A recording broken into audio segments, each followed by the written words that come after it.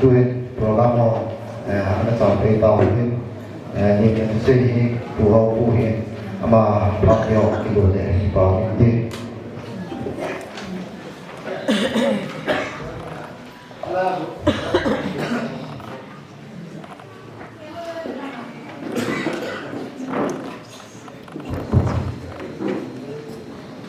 kita bang pati kaum ta ing sawa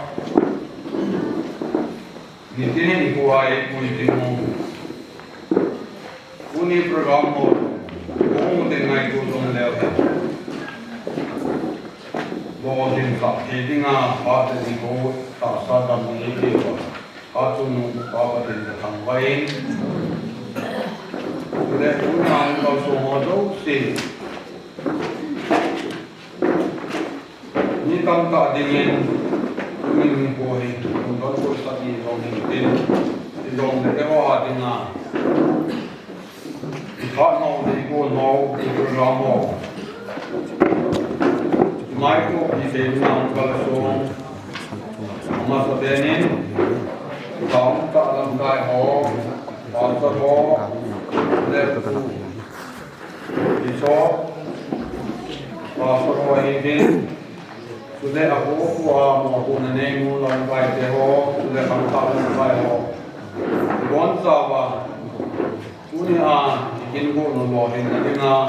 panmulo alo siya masapen ng kipana salam kay ko ni yo ko ni ron kay din tin khana lang khana gun ta pan ning tin lang khana nong ti tawan sun ka bo din ni vel kan dem dong talo hin do ko ni dong le tuna kal som dong dem dong pha no do din tai nan tin di din ni pi dong le ko mai kan pang mo tin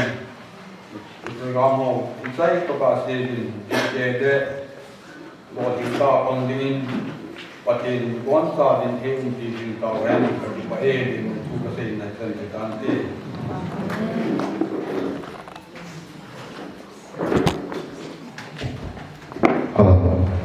và mình nhìn thôi xin vì là phù hợp phù hiện luôn hoàn toàn là cho tao này và cho đây sao vì nhiều ngoài kia kia mà điều cái điều mình vào bên kia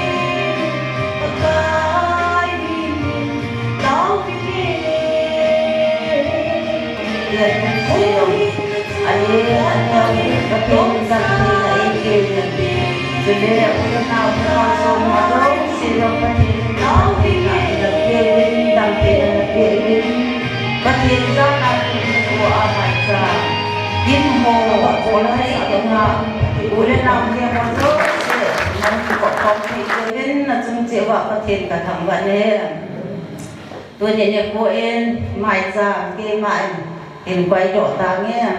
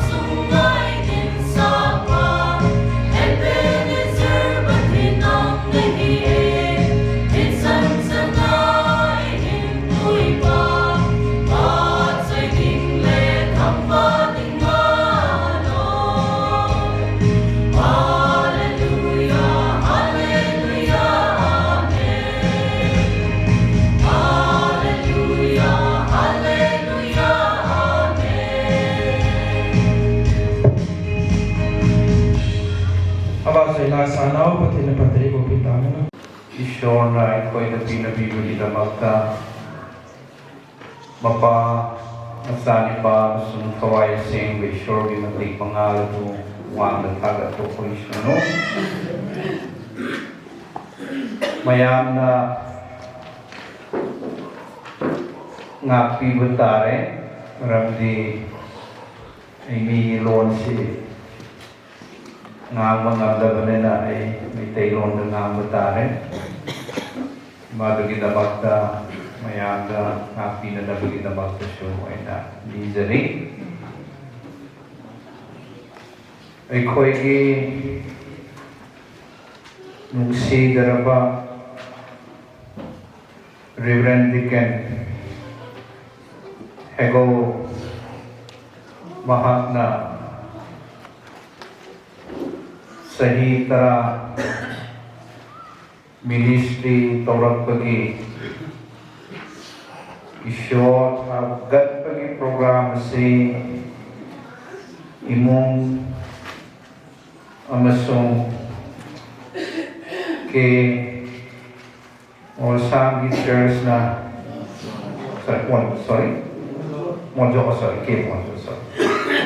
ke Monjol na program si Sinbi Bagita Magda Haraw mga ito kong rosary Church ki ahalaman members mayam su cooperation PB na program si Sinbi Bagita Magda Shona Church sa singin na board people who is ato ka ay natabada kungi ningthong na siyo padzana cooperation pibira ka support to bibagita magta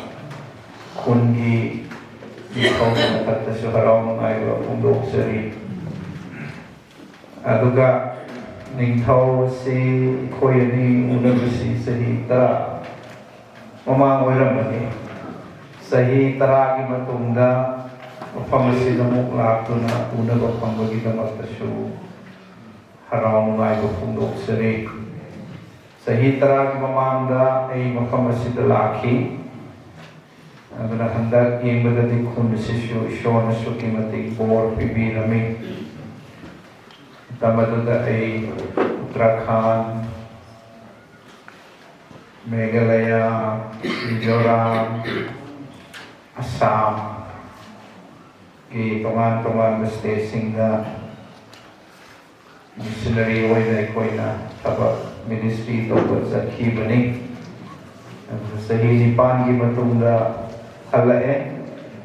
halak pamatang na COVID-19 COVID matong na handag ilang sina parang orag ay napangakhide sinong magkudong sa mga pangmaginamagta haraw nga iba pong sari Ito na rin po, sumukul sige matagda isyo na hinabo ibo isyo no. Ito na si Pagi Reverend Deacon Hegou mahaki isyo hakat kami numida sida lingbira liba church ki lusing Reverend Sing Pastor Sing missionaries evangelists aduga kungi ningthaw Sing Ato kung mapamasin at tinmiri ba ay imaibel sininaw kuting magkimatag na siyo haraw mga ipupundok sa rin isyo na bor pibigo ko isyo no ato kay ko ikay kung nazari ba Honorable Metropolitan amasong iko'y ikay kung nazari ba Archbishop makoy na siyo mga blessing amasong greetings si ako'y Reverend Deacon Hegou amasong mga family na mo'y convey ito rin pamagi date at ito tawag na ba ni siyang bati January ito ay yang na maruwi ko programa mga ordination service sa mga agadula amasong asangi kaziringada ay bagit magta ako'y si numida si Day po Kibani nato na Shona numida si Yabi Bani Haina Lohi nato na ꯑꯩꯈꯣꯏꯒꯤ ꯁꯤꯅꯦꯠꯀꯤ ꯂꯨꯆꯤꯡꯕꯁꯤꯡꯅꯁꯨ ꯃꯣꯏꯒꯤ ꯄ꯭ꯔꯦꯌꯔꯁ ꯃꯣꯏꯒꯤ ꯒ꯭ꯔꯤꯇꯤꯡꯁ ꯑꯗꯨ ꯄꯤꯔꯛꯏ ꯃꯔꯝꯗꯤ ꯃꯈꯣꯏꯒꯤ ꯅꯣꯂꯦꯖ ꯌꯥꯎꯅ ꯄ꯭ꯔꯣꯒ꯭ꯔꯥꯝ ꯄꯣꯁꯄꯣꯟ ꯇꯧꯕ ꯅ꯭ꯌꯨ ꯗꯦꯠ ꯐꯤꯛꯁ ꯇꯧꯕꯁꯤꯡ ꯑꯁꯤ ꯂꯣꯏꯅ ꯇꯧꯒꯅꯤ ꯃꯔꯝ ꯑꯗꯨꯅ ꯃꯣꯏꯅꯁꯨ ꯈꯪꯕꯤ ꯑꯗꯨꯅ ꯃꯥꯒꯤꯗꯃꯛꯇ ꯑꯩꯈꯣꯏ ꯏꯁꯣꯔ ꯊꯥꯒꯠꯁꯤ ꯑꯗꯨꯅ ꯉꯁꯤ ꯑꯁꯤ ꯑꯩ ꯇꯦꯜꯂꯞꯅ ꯏꯁꯣꯔꯗ ꯍꯥꯏꯖꯗ꯭ꯔꯤꯉꯩꯗ ꯄ꯭ꯔꯦꯌꯔ ꯑꯩꯈꯣꯏꯒꯤ ꯔꯦꯚꯔꯦꯟ ꯗꯤꯀꯦꯟ ꯍꯦꯒꯧ ꯃꯥꯒꯤ ꯐꯦꯃꯤꯂꯤ ꯃꯥꯒꯤ ꯐ꯭ꯌꯨꯆꯔ ꯃꯤꯅꯤꯁꯇ꯭ꯔꯤꯒꯤ ꯃꯔꯝꯗ ꯑꯩꯈꯣꯏꯅ ꯄ꯭ꯔꯦꯌꯔ ꯇꯧꯗ꯭ꯔꯤꯉꯩꯗ ꯑꯩꯅ ꯃꯤꯅꯤꯠ 10 ꯈꯛꯇꯪ ꯑꯩ ꯂꯧꯅꯤꯡꯉꯤꯀꯣ ꯃꯐꯝ ꯑꯁꯤꯗ ꯑꯩꯈꯣꯏꯅ ꯇꯤꯟꯕꯁꯤ ꯑꯩꯈꯣꯏꯒꯤ ꯔꯦꯚꯔꯦꯟ ꯗꯤꯀꯦꯟ ꯍꯦꯒꯧꯅ ꯆꯍꯤ 10 ꯇꯧꯈꯤꯕ ꯊꯕꯛꯁꯤꯡ ꯑꯗꯨ ꯅꯤꯡꯁꯤꯡꯅꯅꯕꯒꯤꯗꯃꯛꯇ ꯑꯩꯈꯣꯏ ꯄꯨꯟꯕ ꯅꯠꯇꯦ ꯏꯁꯣꯔꯅ ꯅꯪꯒꯤ ꯄꯨꯟꯁꯤꯗ ꯅꯪꯒꯤ ꯃꯤꯅꯤꯁꯇ꯭ꯔꯤꯗ ꯑꯉꯛ-ꯑꯉꯛꯄ ꯊꯕꯛ ꯇꯧꯕꯤꯈꯤꯕꯁꯤꯡ ꯑꯗꯨꯕꯨ ꯅꯤꯡꯁꯤꯡꯅꯅꯕꯒꯤꯗꯃꯛꯇ ꯑꯩꯈꯣꯏ ꯄꯨꯟꯕꯅꯤ ꯍꯥꯏꯕꯁꯦ ꯗꯤꯀꯦꯟ ꯍꯦꯒꯧꯅ ꯅꯤꯡꯁꯤꯡꯕꯁꯤ ꯑꯩ ꯄꯥꯝꯃꯤ ꯑꯩꯈꯣꯏꯅ ꯑꯦꯅꯤꯚꯔꯁꯔꯤ ꯏꯁꯣꯔ ꯊꯥꯒꯠꯄꯒꯤ ꯄ꯭ꯔꯣꯒ꯭ꯔꯥꯝ ꯇꯧꯕꯁꯤ ꯑꯩꯈꯣꯏꯅ ꯏꯁꯣꯔꯒꯤꯗꯃꯛꯇ ꯇꯧꯕ ꯑꯗꯨꯒꯤꯗꯃꯛꯇ ꯏꯁꯣꯔꯒꯤ ꯊꯕꯛꯁꯤꯡ ꯑꯗꯨ ꯅꯤꯡꯁꯤꯡꯅꯅꯕꯒꯤꯗꯃꯛꯇꯅꯤ ꯑꯩꯈꯣꯏꯅ ꯇꯧꯕꯗꯨꯒꯤꯗꯃꯛꯇ ꯑꯣꯏꯔꯣꯏꯗꯕꯅꯤ ꯑꯅꯤꯁꯨꯕꯗ ꯑꯩꯅ ꯗꯤꯀꯦꯟ ꯍꯦꯒꯧꯗ ꯍꯥꯏꯅꯤꯡꯕꯁꯤ ꯃꯐꯝ ꯑꯁꯤꯗ ꯑꯩꯈꯣꯏꯅ ꯄꯨꯟꯕꯁꯦ ꯏꯁꯣꯔꯅ ꯅꯍꯥꯛꯀꯤ ꯄꯨꯟꯁꯤꯗ ꯃꯤꯅꯤꯁꯇ꯭ꯔꯤꯗ ꯑꯉꯛ-ꯑꯉꯛꯄ ꯊꯕꯛ ꯇꯧꯕꯤꯈꯤꯕꯁꯤꯡ ꯑꯗꯨ ꯅꯤꯡꯁꯤꯡꯂꯒ ꯏꯁꯣꯔ ꯊꯥꯒꯠꯅꯅꯕꯒꯤꯗꯃꯛꯇ ꯑꯩꯈꯣই ꯄꯨꯟꯕꯅꯤ ꯏꯪꯂꯤꯁꯇ ꯍꯥꯏꯔꯒꯗꯤ remember what God has done for us ꯈꯪꯉꯤ ꯁꯥꯃꯨꯑꯦꯜꯅ ꯁꯦꯀꯦꯝ ꯑꯃꯁꯨꯡ ꯁꯥꯟ ꯑꯅꯤꯒꯤ ꯃꯔꯛꯇ ꯅꯨꯡ ꯑꯃ ꯌꯨꯡꯂꯒ ꯏꯁꯣꯔ ꯊꯥꯒꯠꯈꯤ ꯅꯨꯡ ꯑꯗꯨ ꯌꯨꯡꯂꯒ ꯁꯥꯃꯨꯑꯦꯜꯅ ꯏꯖꯔꯦꯜ ꯃꯆꯥꯁꯤꯡꯅ ꯍꯥꯏꯔꯝꯃꯤ mafam adu mahakna Ebenezer haina maming thonki English na iko'y naparagati then Samuel took a stone and set it up between Mizpah and Sen and called its names Ebenezer saying thus far the Lord has helped us Ebenezer haibagi meaning the Ishona Ekoibu Nasi Papa Bambi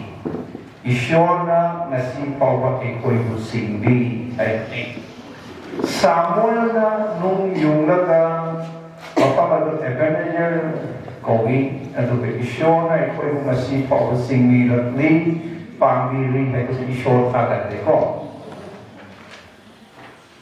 Israel masasing na nung iwag ang mapamalo Ebenezer kaurang isyong tagali. Muli isyong tagali isyong na bakoy di damag na tawbiki na tabag sinalugi damag na isyong tagali. Israel masasing na land na may papa. Bakoy na isyong di damag na anak na tabag tawki na sinadu ningsing na damag damag na nung iwag na di ko. Chapter ito mo'y parang hindi mo'y lang Ishona makoy po pangli pa singli ba ito kita magta Isyo takat lagat nung ito yung ki mapamado Ebenezer ano na ikaw ang nasumising katapati anniversary say ay na ay ko'y na o kita tabag sinado Nixing na nagaginamak na ito by anniversary. Uyoy na ito. Anniversary is a decision ay ginamak, ay gipunsin, ay family, ay ministry na. Isyon na ito wikipa. Ay sila ito church, ano na. Isyon na ay gipunsin na rin. Tabak ito wikipusin na ito. Ay sila na. Isyon! Kundi makasin nang nani ay nanati. Ay doon na isyon tabak yung inumin. Uy na ito. Malumak ito 1 Samuel chapter 7 verse 12 at ito ay ko'y na upapangin. Ang subada ay na ikaw na kasi ay kasi anniversary ase nahak ishor ki thogal tawbada mapung phare nahak matik sare ishor ki thogal tawbasi sahi tara surak labani maram aduna ay mapung phare ay complete poire ay bagi damakta anniversary tawbadati. Anniversary is not the end, I English the call. Anniversary to why was it the ministry kinamata aroy banate. It is the beginning. Masiti no. Hobagi numi adu way kita. Mina yang anniversary to was it the kari hai gani. Tapos adu manpo kare do shin kare ko. Madu diksi na bagi dapat ito ado po ay ko'y short recognizing ministry tawbasing dapat tadi anniversary is it is a mark of a new beginning. Ado na Bible ay ko'y Philippians chapter 1:6 ado na he who began a good work in you will carry it on to completion. Nangi pusida tabat okimu ishora duna lakad ang matam aroy mo po ishora nambu pamigani. Aduna eda egaw at ogat sa nagati hanggat ki naki anniversary siti nang ishor na tobiki mo sinaduniksing laga ishor hagat laga noho na na a new commitment. Ama local pagi numi poigat. Isyo the last 10 years na nasingwi. Ado na lakad mo matapos na nasingwi gani. Ay na naman na nga say na toho. Isyo kita magta. Church kita magta. Ministry kita magta. Hoki na sa hintaragi. Mano ba kita ay nagtawran mo ako na ramba. Isyo ki tawran ba at deki na ay isyo ki tawran di ay na naho na nang ipusi katok pag inumi oy ito at na ni na it's not marks of completion ito it's a mark of continuation ko masidi naho na ministry okay had a new commitment new dedication ang magawin na na-assure na Christian talaga ginumi pwede natin.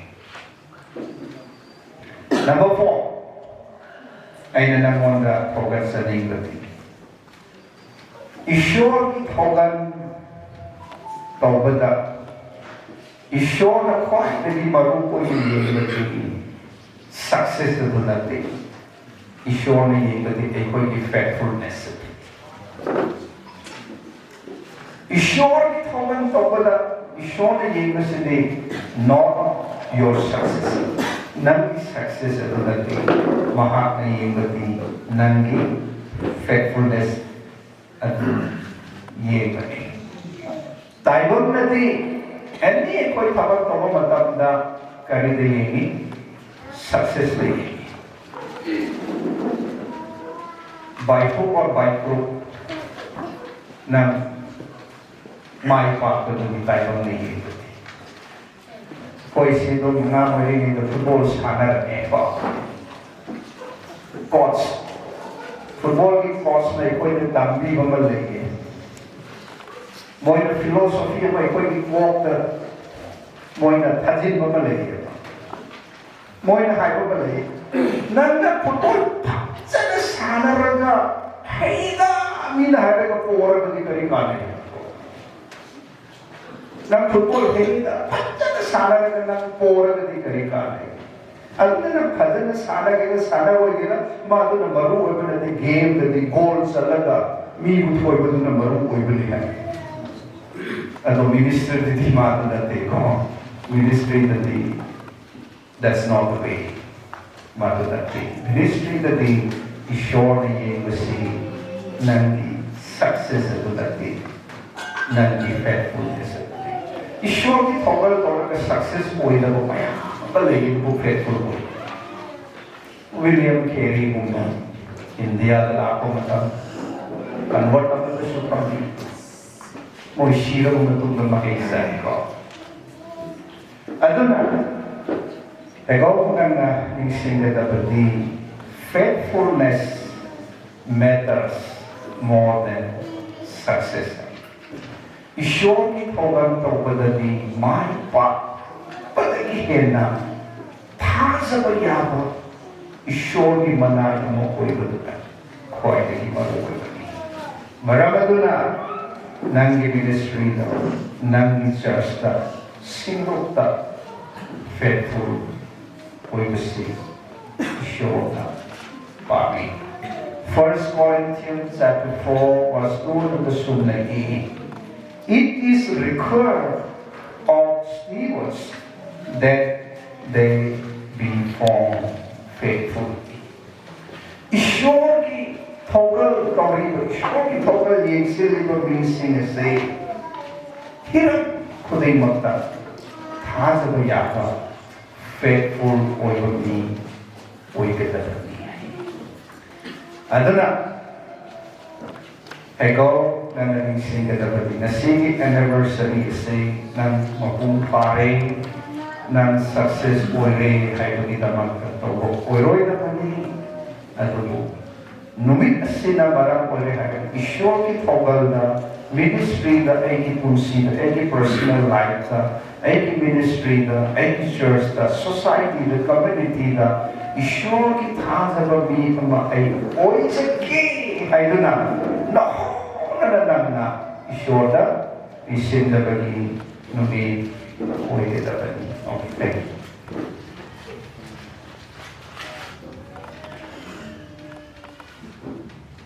Thank you last सिद्धि आई दिलीप मियाम दा आई नहीं का Illegal beyond the hiding the last. Issue की फोकस तो वह है जैसे arrival that we call. इंसान और हम. यामना एक कोई कथों को तो लोग ना sacrifice and dedication के लोग ना एक कोई issue की फोकस तो बनी. एक कोई issue की फोकस तो बस अतः option ना लेता बगी ना बता एक कोई issue की फोकस तो बनती. का commitment, dedication, sacrifice, among the women, issue with Hogan to the king and the Hogan. A child. Government job on a low day. A government job on a low day. Low the vida, a show in Hogan Hogan in the Bible, not the Sakim. A Himali Hidre, Imuni Missing, I see Buduni. Government thapa logra kana Bible thapa missionary ho gaya है उसमें wrong decision apa marani है अदो ऐ commitment ऐ dedication Bible thapa सारा किशोर के थोड़ा थोड़ा नहीं बस ऐ decision अदो ना ऐ ना है बस एक और अतः अतो को option नमर ले तब की तमरता ministry तो के है तो नसाना पता है अदो ना pastor saying missionary evangelist saying the ministry तो बस with respect and honors. Commitment and dedication like that, sacrifice. Kalau na kul ministry so. Yang why ko manung ina kan dabi tay ko inner struggling manung tay ko sacrifice to. Manung awa ko mayam ko thing nay ko. Struggles to ba. Ekoy ishol ki manay malay. Masasing si sa like the kita na ahing ising ka kanto ko ahing na kapap sa kanto mana ay na pastor mo ko ishor ki manay ni hai na ishor kan na mising na karam na si puro gali pesa puro gali ko Lord awa ba kana ka ishor ki fogal ishor to ishor ki manay na sa amin amalay aduna masjida ay na haining lati ay koi na ishor ki fogal to bumisi kasi support to people respect to biba honor to biba siya na marukoy Hebrew Bible, chapter 13, verse 7, and remember your leaders who spoke the word of God to you. Nakuida, numi kuding isyogi wahay tapi ba isyogi manay sinatu ikay kuno. Respect to, honor to, support. Zechariah की Bible the part of verse 14:7 बात है. Zechariah की 14:7 the नौना part है. Satan na direct attack to basi Yawshin basi niya. Yawshin basi Satan na direct attack to niya. Church ko tugay na nagagita. Church kumahan na nagagita. Ministry ko tugay na nagagita. Number one, attack to basi pastors, reverencing, praising, decancing. Marami na members in the show. Pastors singing dapat ka na prapana ko ibig sabihin mo ay support to prayer.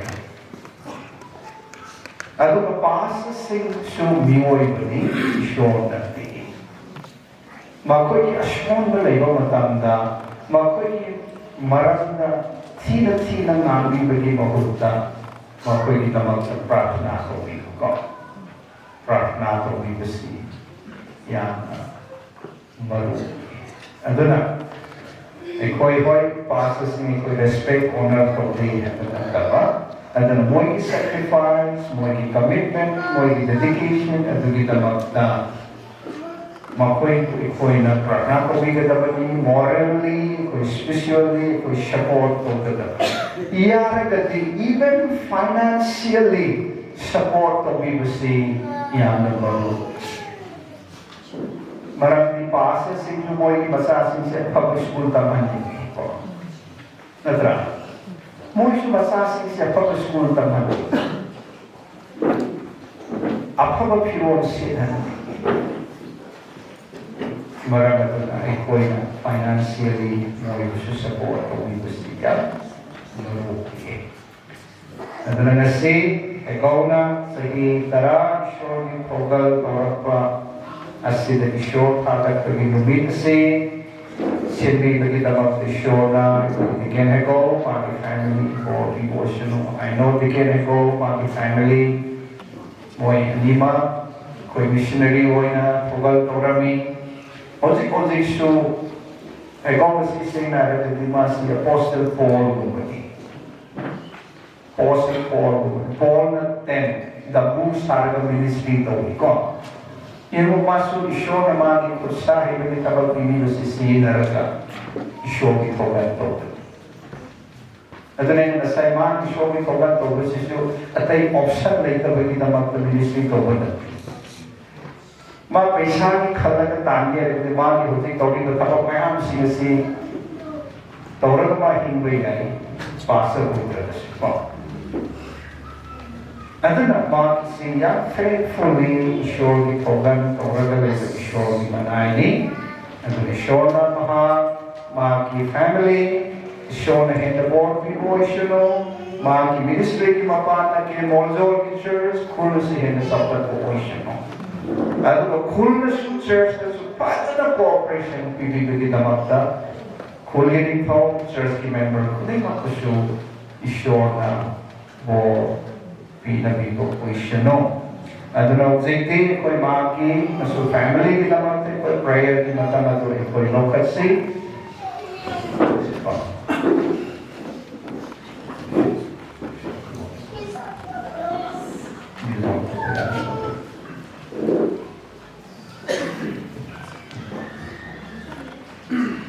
Maya ko meet wishing si ato ga ko girakta church की leaders maya masyuyawri ko maya lekhat siya reverencing makai lekhat si ko reverencing against important please makai lekhat si atay certain lapat church leaders in yaura ko ko reverencing yaura ko lekhat si agama ki usi kita mate ko prana usahan beda Isyon na mga last 10 years, loy na bilang ko ginamatay ko isyon tapos. Ang issue ba lakad na pamatalo sa isyon na mga kitusisi na bilang. And not sure ang lingwa pa na gano'ng ina. Kung gano'n ka magkakaroon na magka-para na ito isipang. Isyon na hagisi. Iba isyon, mahal mabasa na hangin hagisi. Iba isyon, nahagin ng sipag dahil mapalang. Lagi na lang, Reverend Hegou. Nakakasopin na nakakasopin na maicham nakikipagkatotogan na kami na magkatulong sa amin pa na nakakapinibili na magkakain na ito. Paisyon, mahanga nasin ang ganati. Isyon, nakakamasok ang lupin. Bana makasopin na nasa years na para sa mga kinusi. All hindi na siya hindi na magkakain na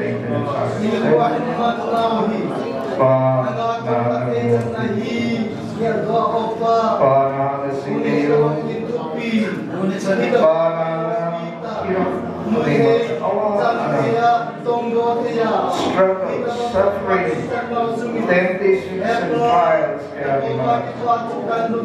Namun na kita sito, tapos hindi say, panagdi nagkakayersyon lahat ng nasito kasili, lahat ng nasito landing Pag-ikawala pa dagkalay mo, kuning magkakasay pa na ang nakiligin. Sumat kita magtakay na ngayon nagkakasay. Para Lord, piliyo, nakasiliyo. Para Abraham, nakakapagpapag na nakakapagpapag. As a family,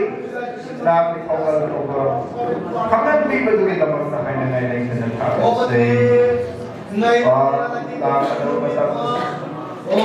Nakinalain ito. Panakit ko ka na siya na paano ito ka ka na kita Panakit siya sige at ako maniwag sa namin at hilo kaya na ginamit ako. Namin ito ay siya malitaw at ano yung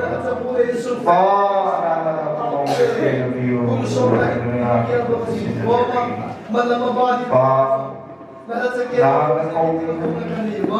Aroy ko pa ako na sini na para Abraham tahanan ni Abraham hindi gano'n ay na nang lumatag sa mga tuloy ay na nang i-reward ko ay na nang ikutin mo ako ko Paisyon ay na nahapuloy na bilang pa na mamaduna kung gusto ay na napuloy na bilang ay na napulhatong pero ay nakiwasan nanay ay gawin ko si Pangin ng sinipusila ko ang iyo Paisyon Joshua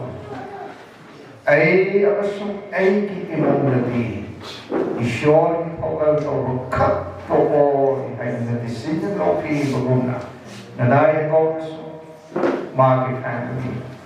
Joshua ni family ko na ipakal to ang mga biyo ay nanaki ko sinadari pa mag-refuser ministry aki ko sinadari for the last 10 years nanaloy na bilang ko lakad ng matanda sa panahaloy na biyo Maki kunsi sinaki kulay o nasi na biyo Lord, na maki kunsi sana lo blessing na mo nasi na biyo Maki kunsi ministry mapana sino kasi believers isusas na nakimatik mga tunay na pambuoy siya no buhay na pambuoy siya no kul sila sino kasi dahil na nakimatik mga pambuoy siya no na nakikunsi mo to ay say magitaw na ginagaga pa naakas makikunsi na biyo makikunsi pa pangasin panahon ko sa si sama nila nakakitagal to mga na kinanay inuman to po pa nakikipig nakikimay kong lumaki matatag na operation no magi po si concept ko din magtuloy na dito pagka kung ko din magtay pa na sa iyo pa mga tutulong ko din na pagka ko din magtay pa po nakikitagal to mga operation no ay na ko din mag-say mapa masabi pa ang gusto how I was saying shortly that is Amen. Okay, God bless you. Happy to see that. Okay, कोई family issue ay natang lahong lagi. Isyo agad po oina, mo'y life, mo'y sacrifice, karong may pagkando po oina. Si inhandingin,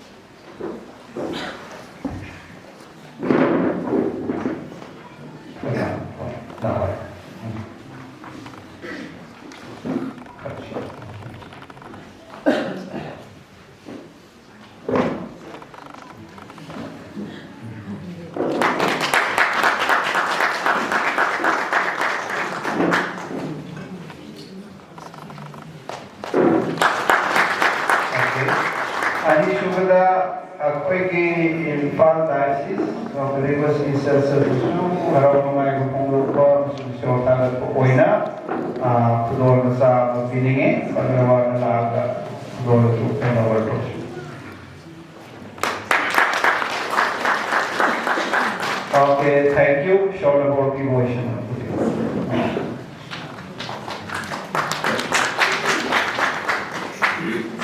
Choir nama form the week. Koigi isai bakalising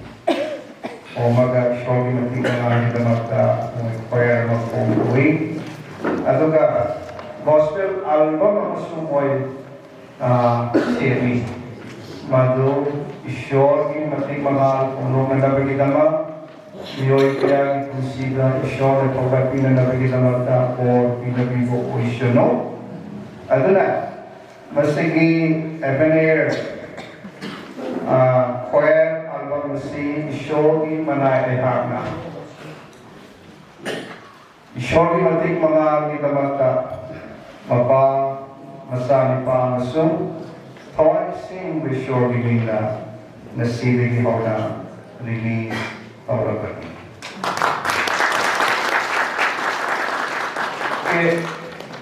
Ebenezer Patel, Sumiko, Ebenezer Choir, lyrics and tunes pastor, Cantilla White Oh, music and recording class that you can copy. Reverend Hegou Lhouvum, Pastoral Ministry Kumsong, Dina Hegra, Patel, Kanwana, La, Sumiko. Okay, thank you. Okay, yeah, God bless you.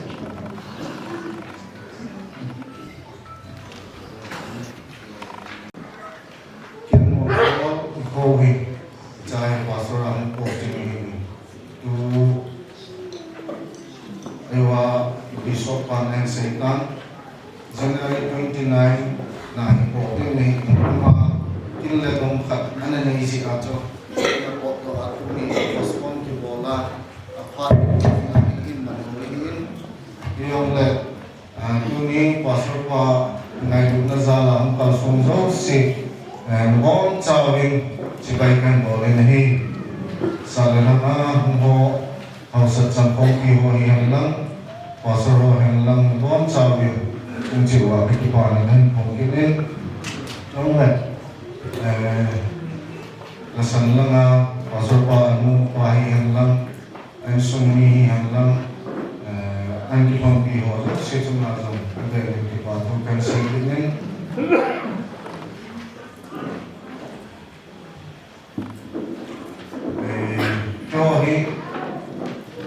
in home check cái gì này Pastor Pari ông luôn những dòng thì ông kim mắm cha về thì xây nam ama những ngày lúc đó nó hiện ông xem đi cô tin ông hay lúc đó là meeting cô tin ông này ama hiện ấy cô là đam nó hiện thì xây ra ấy cô là cái sẽ thì ông hiện xem đi cô tin ông là xây dựng hello với ama cả đến gì na thì hiện cái thế cái phù hợp cả hiện của mình mang dùng xây gì này cái giá chẳng công ty này là các hộ các bảo kỹ bảo chẳng công ty là posting các họ rồi anh ổn rồi hiện lại yêu bảo kỹ bảo thì muốn là posting thì là bằng gì cái sao được trong công ty thì gì dùng những thì chú phai những cái trang form ấy dùng ngắn thế cái hello cái trang công ty dùng ngắn thế hello ngắn xí đi hình xí mà tu hi mi hệ thế hình số của hình gì số bao số mà cái sẽ nên cái quá cầu cảnh gì tu nên hi cái thiết bị sẽ đổ cho cái ngã sĩ cho nó Yung sáng này khăn ấy ngoài là cái đồ đó là này cái gì đồ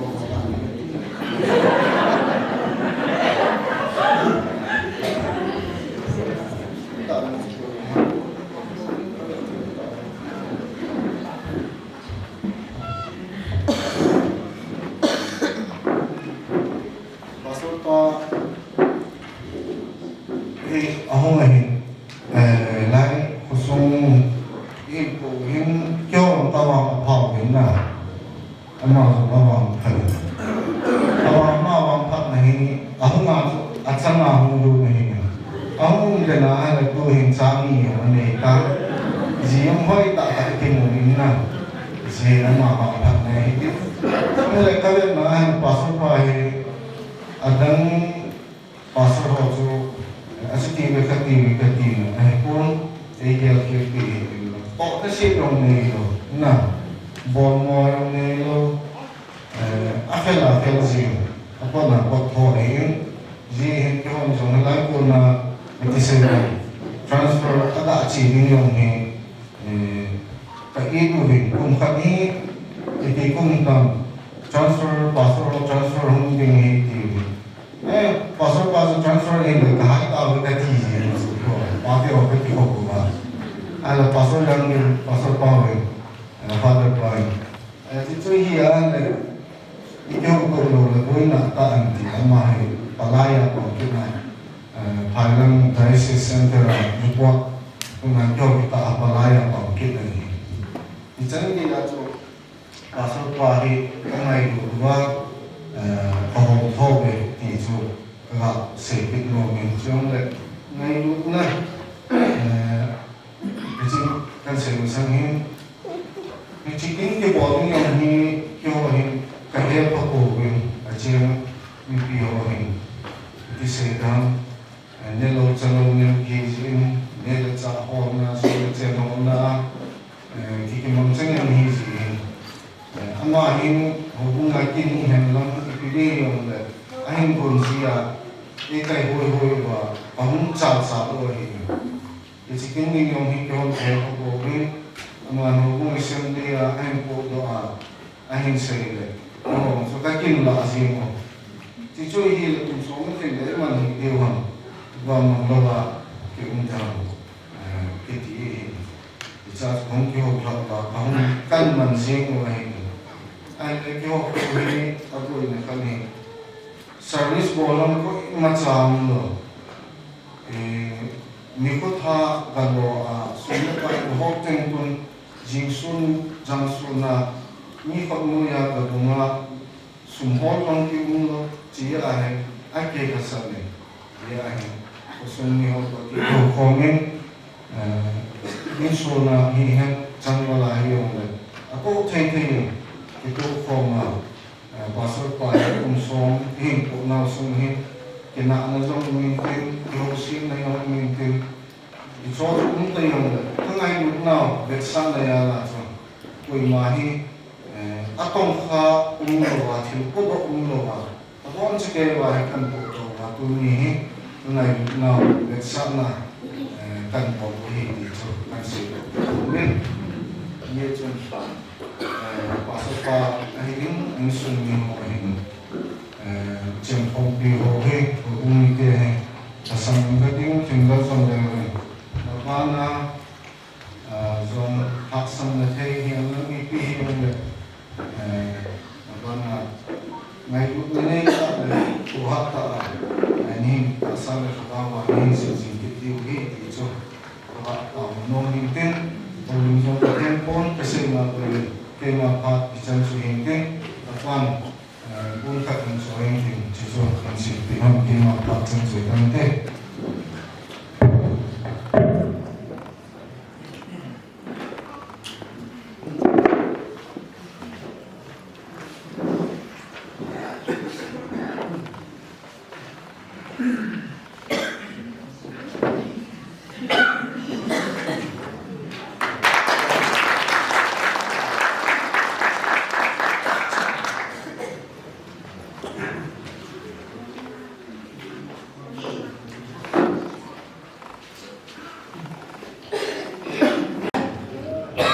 tôi đi cô itu bakal phát phải phát đôi tại cái hoạt động chiến thắng vận miền Nam,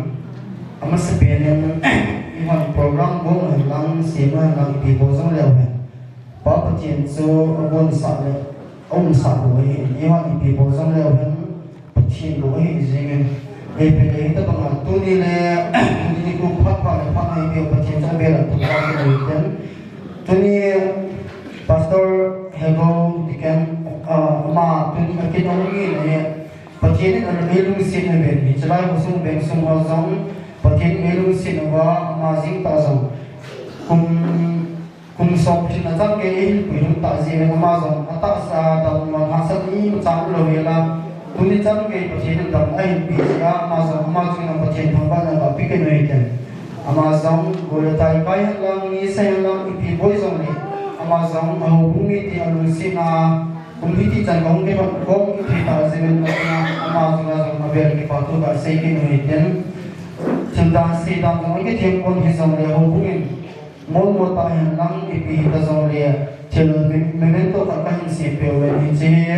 ho bung se ki tre pa ni pe pe we lang tu ne ko zong ka ke ki pa to ko lang ni mong to hen lang se ki tre pa pa ma ni che memento he ki la pa te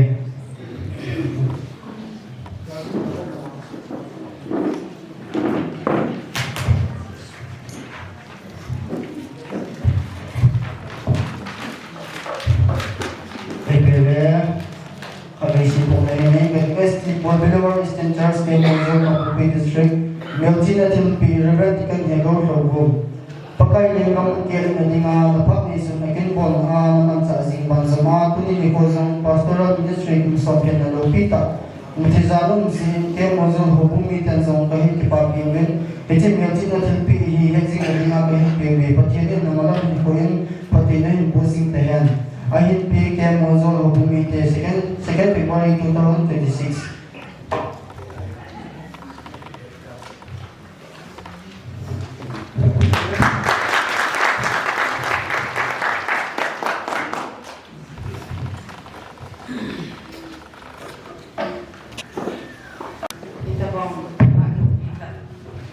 Sangadan ka so lo kan mantam ta en sa ba ama sa pe ne ha nong patien tham ba ne tu ni asai ke ko de ti la ka to na ka ge na chung pa chung sa ke sei ti tam ta ka ge lo en ke he pa sa pun asai ti na ko adin kam din to ta sei ne lo ai ba na ga ho ni mo ni ka ha ko ti minimo tak ko ke ye ke wa he ka sa mo he da le idin mon dung zui anong ke lo wa sa pa mo tin idin ka se ke ngam le ngai da me chan din ka mo ta ben di pa mi ta ko ni ko pa la ke mo zo ni ma ba so ke na wa ni man di nga sa ulit kiyal lo ani kitaksan lo isang le pati nung sin zane ani po le apat ani dan ang pungyan kusumi yang ang pastor wadala nasan nga pastor pa anu apa kuan na kusumi te le dan sela ipinuto te zin ang masang nang wazane pati katangkan kuni pastor pa Ayaw sa kung ano say sa isin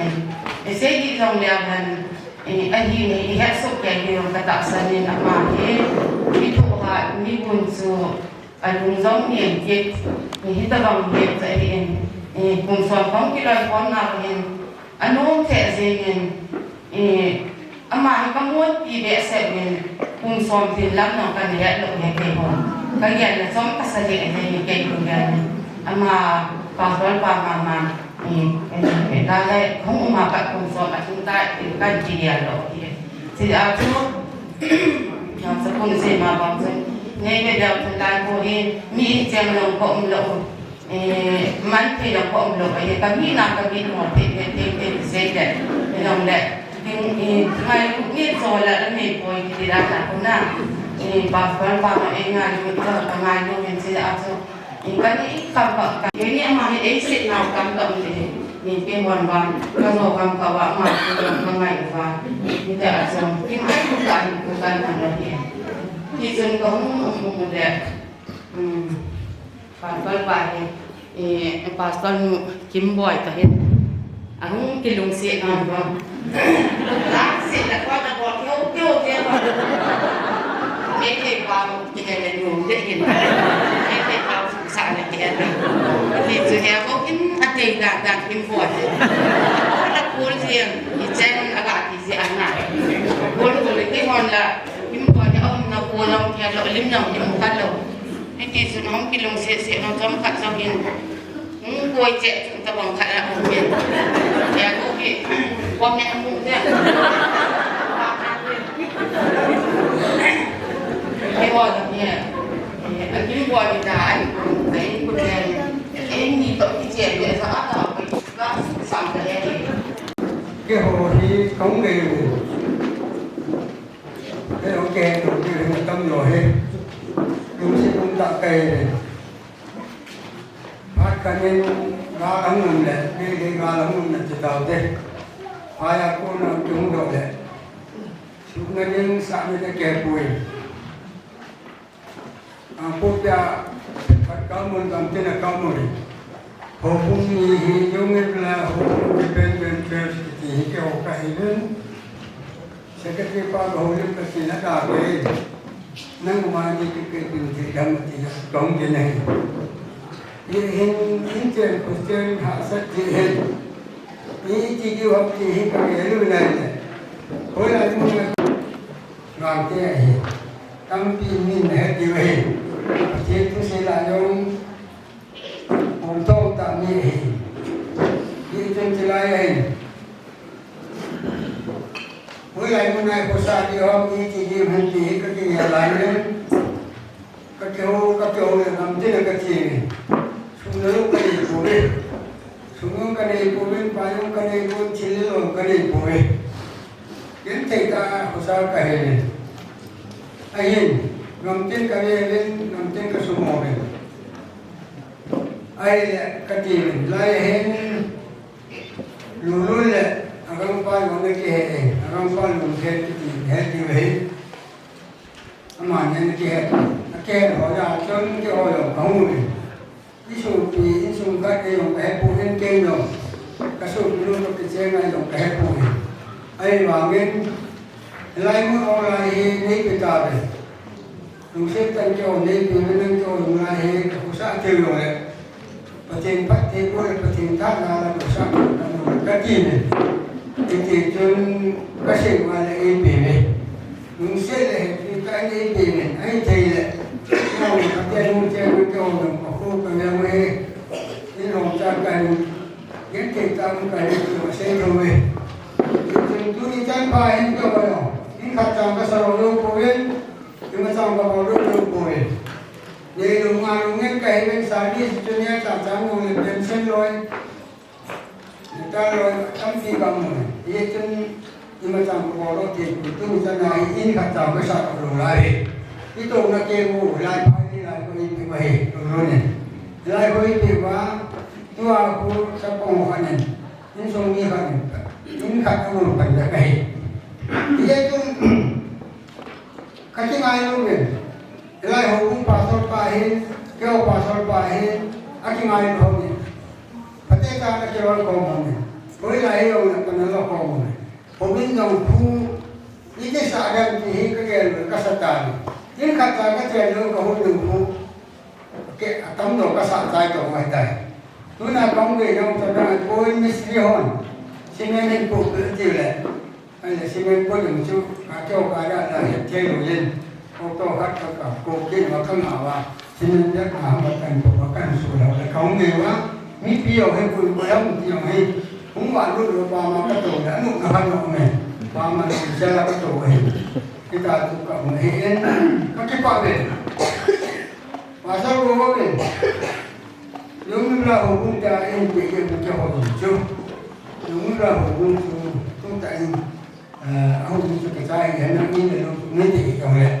luôn luôn thì cái phần của cái nó là cho cái rồi ai thì giống như là cái ngày nó chưa thêm những ngày nó ra đấy các cái ngày luôn ai thì đối là sao đó cái ta chụp chuyện con mà cái bên nhân giống như là chỉ số mong được thì các cái gì bên cái ta chụp bản cái là chụp chuyện gì cái chúng đi điều này hiểu không Hegou Pastor này cái lúc này là giống như là Hegou của cả địa phương các cái này nhiều cán bộ này cho là cứ này không nghĩ ngã bất công về nghĩ ngã công về chúng là ini pasal tu pasal jangan kita fokus saja cepat kita jangan kamu ini jangan kamu chúng sau tiền muốn kana bằng thế thì sẽ hạ sai cái báo mình cho bà cô cũng mình cái đầu tư cái ngày ai này chúng sẽ các chủ này cái hồi họ không ra cái này mà cái hồi mà chúng dành cái này cũng xong và sau đó cũng lười Independen hubungan software na hubungan su Holland House of Viet Nam cho dan untuk ni kumai kai ni pa ma ni so jai ko cũng là củaประเทศดำนั้นที่ไปเรียนสาวนี่นะที่คนที่ประเทศนี้ก็ที่บอกเป็นเจ้าวันเนาะที่นี่แค่ตัวอีพี่ยังเนี่ยผมก็มีนายเป็นแต่ผมก็มีนายคนที่เป็นคนไทยมาเลยที่เรียกไอ้คนเรียนที่มาเนี่ยที่ก็เรียนเขาสักคนเลยที่ไอ้หลังที่มาเรียนพวกเขาสักคนเรียนพวกนี้ภาษาบาลีที่เป็นแค่จะทำอะไรที่การก็มองในที่ฝั่งทุกเกษตรนะนี่พี่ยังเนี่ยที่เกี่ยวกับที่เป็นการเรียนเด็กจนจะมุ่งไปในมุ่งไปในที่ทุ่งไปอามาภาษาบาลีเองมุ่งไปต่อที่ภาษาเนี่ยนี่ที่การเรียนเฮ้ยต้องมาอุ้มเสกที่ภาษาเนี่ยก็ภาษาเด็กการเรียนรู้ภาษาเนี่ย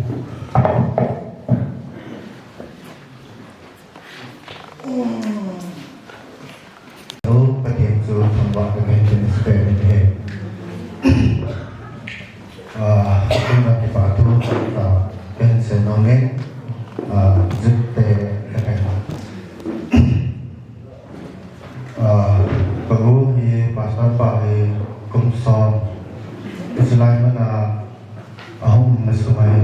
นักเตะหักสันตั้งปีตัวที่มุ่งกระตักสังเกตจงเล่ตัวนี้สังเกตลงกระต่ายเลยนะไม่ปีเดียถึงเลยหอบไม่ปีเดียก็ที่ป่าเนี่ยถนนตาก็มุ่งสงาก็จะเลยความเทน่าหลายสิ่งเป็นมาสเปนประเทศสูงกระทำว่าเดียลงเลยเดินลงมาจงเซโซโลที่ป่าทูเป็นพงเลยถึงเลยตัวนุ่งตัวบานจงเลยตอนประเทศนี้มาสร้างเป็นสิ่งแปลกนั้นอามาเลยสมัยเดียนประเทศรู้สิ่งต่างๆที่สุดที่ป่าทูจดจากเราเสด็จมาอย่างนั้นเมื่อตัวจุดเด่นเป็นสิ่งเป็นที่ผูก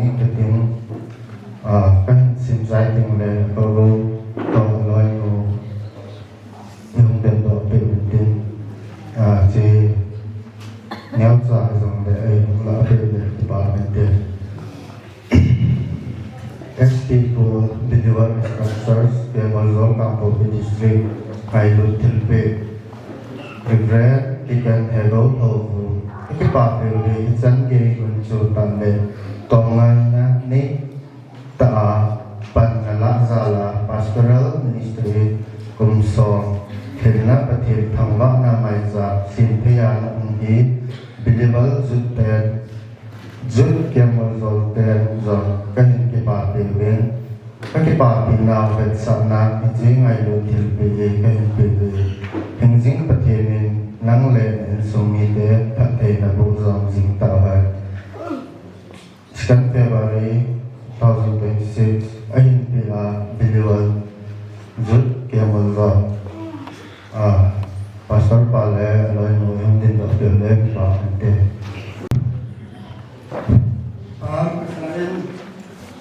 Kemudian tu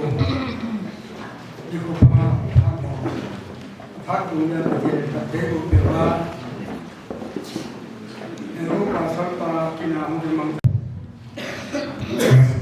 Kita bangga apa itu hak semua berarti orang kayak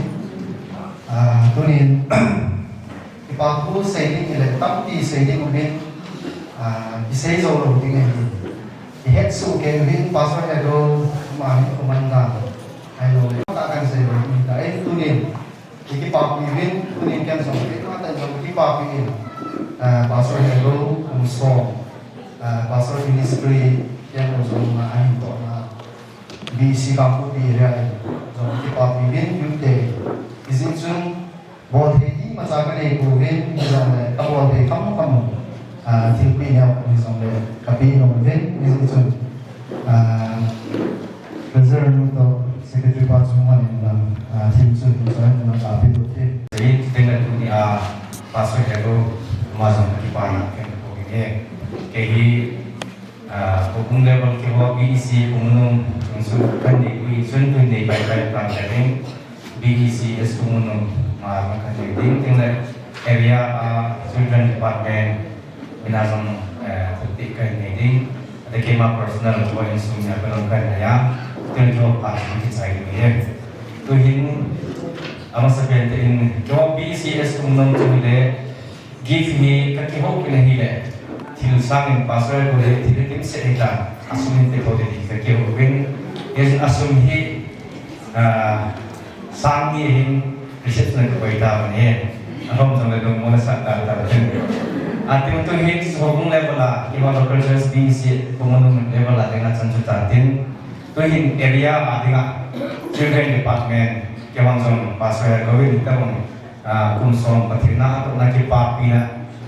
maicham masih nak kipak wei itu headset ni, kata kompi ada children department orang bilang pun kati, ini sudah kati. Dengan Pastor Hegou itu,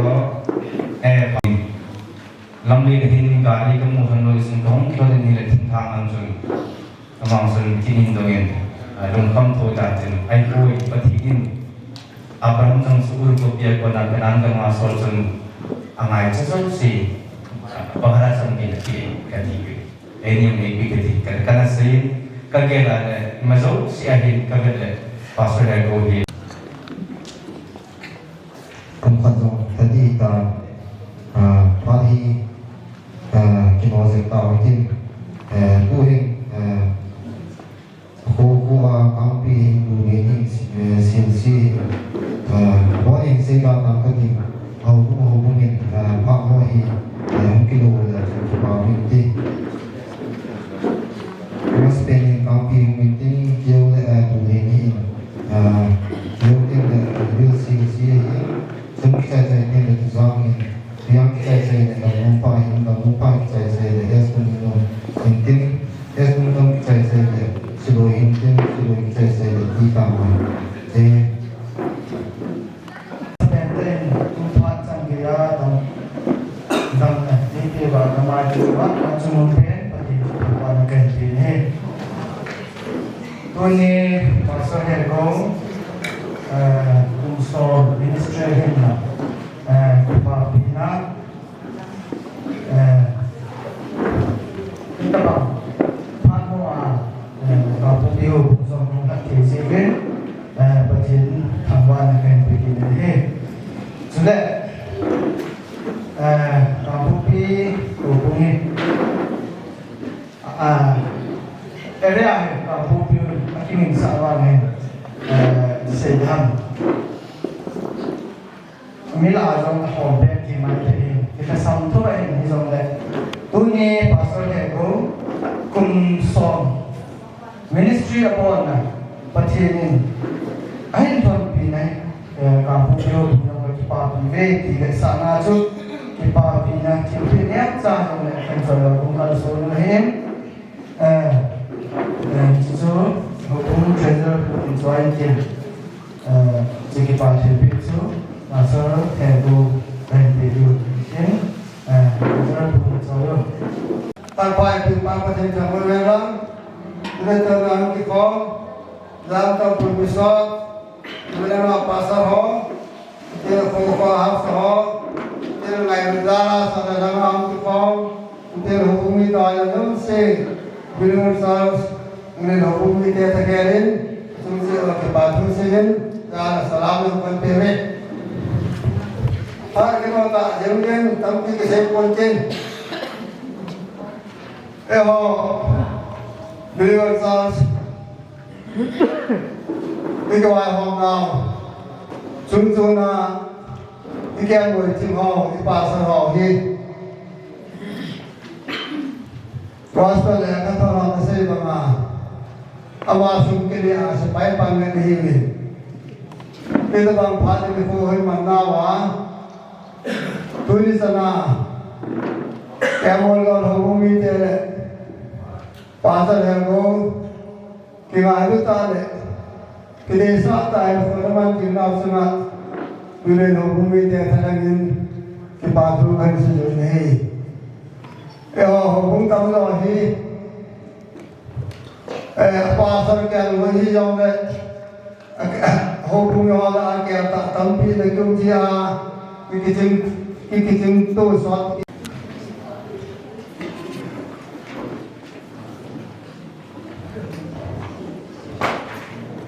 không đủ để phát ban đầu về tiền tôi tự do hầu như mình có học là bảo đúng tiền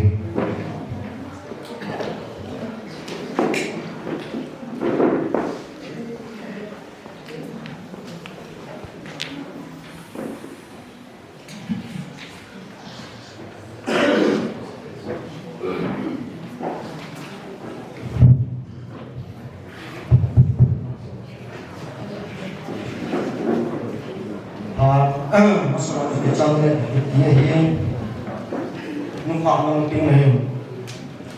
pak orang tinggal di tinggal bujuk, dia orang tinggal tak semua balik, tinggal tinggal bonsai, waktu mana, waktu ni sih mungkin di gua hilang, no pegang pegang lupa tak semua balik, oh orang kita kan chính được lo hùng nước ngoài luôn là chính phủ hiến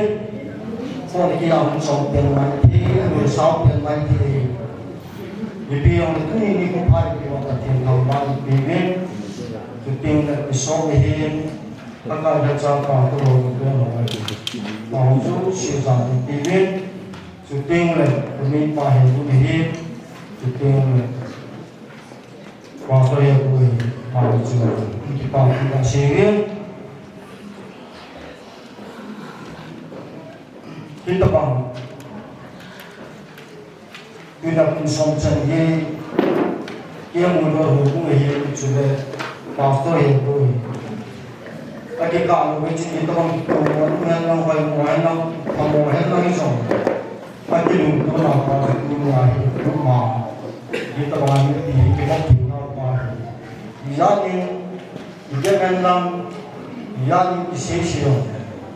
Una kita mungkin nak tinggal di rumah ini.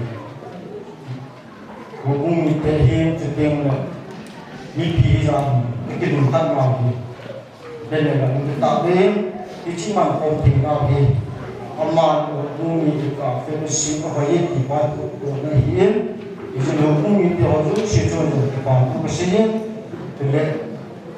và tôi là bố chúng chúng ta các cái chân áo của mình chúng ta phản ra là chúng ta hi chúng sống chân hi là những lúc thì chúng sáng thì phản ra thì các sự của mình biết cũng đang hồ cái thiai chỉ biết chỉ phát triển cũng sống chân như vậy ta cũng chỉ mong cái tục các cũng sống chân cái lúc đó thì cái gì nhưng mà cũng có chân sai cũng tiếng của này cũng rộng mình tiếng cũng rộng lùi như thế rồi để cũng là cái bộ nó phải làm thì cũng sống chân và thì nó quỳ nó hồ và thì có mà thì bao cũng sinh thì từng ngày các bạn có buồn kiếm buồn đúng thì mình nên để hồ thì cái gì lại để hồ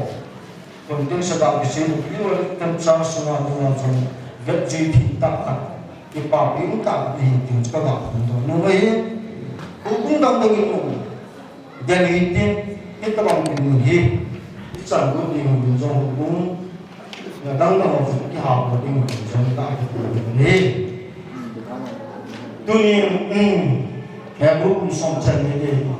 còn bằng các đạo đó về hình rồi sinh mà sống sinh tạo nên cái dòng hiện cũng tương lai thì một cái hình kia một trong những một chút kiến dùng chân đem phát cho sinh hoạt các đồ vào mà cái hiệp thôi ya bố đi một trong cái hiệp thôi ai đi bị dùng đấy nó thì ngày cũng mặc phải người nhà cả cũng sống cái hiệp dùng một trăm cũng thể hiện được ya tuy họ cũng mình theo hoàn toàn cái trái những vật cái thì nó mà với những cái của con nó hùng cũng tiêu các cái sản phẩm chân những thì cũng cái này cũng tiêu các cái bát bị thể hiện được ya tôi là tạo xuống được nhiều những cô bà bắt đầu cho cả thao những tí cả hầm cây một thì đâm chứ tôi là ông bảo program này nó cũng gặp cái này kiểu là cái lệ thì chưa ngay chặt thì là một program thì là tai special tên trong cái ông cũng được sẽ bị phạt cũng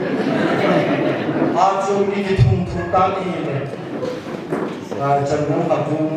thằng chống thôn nào đi rong này đi rong này cái gì cái nhà nó biết tôi là thì tôi còn xuống tạm mang qua thì đi cạo xoay đấy rồi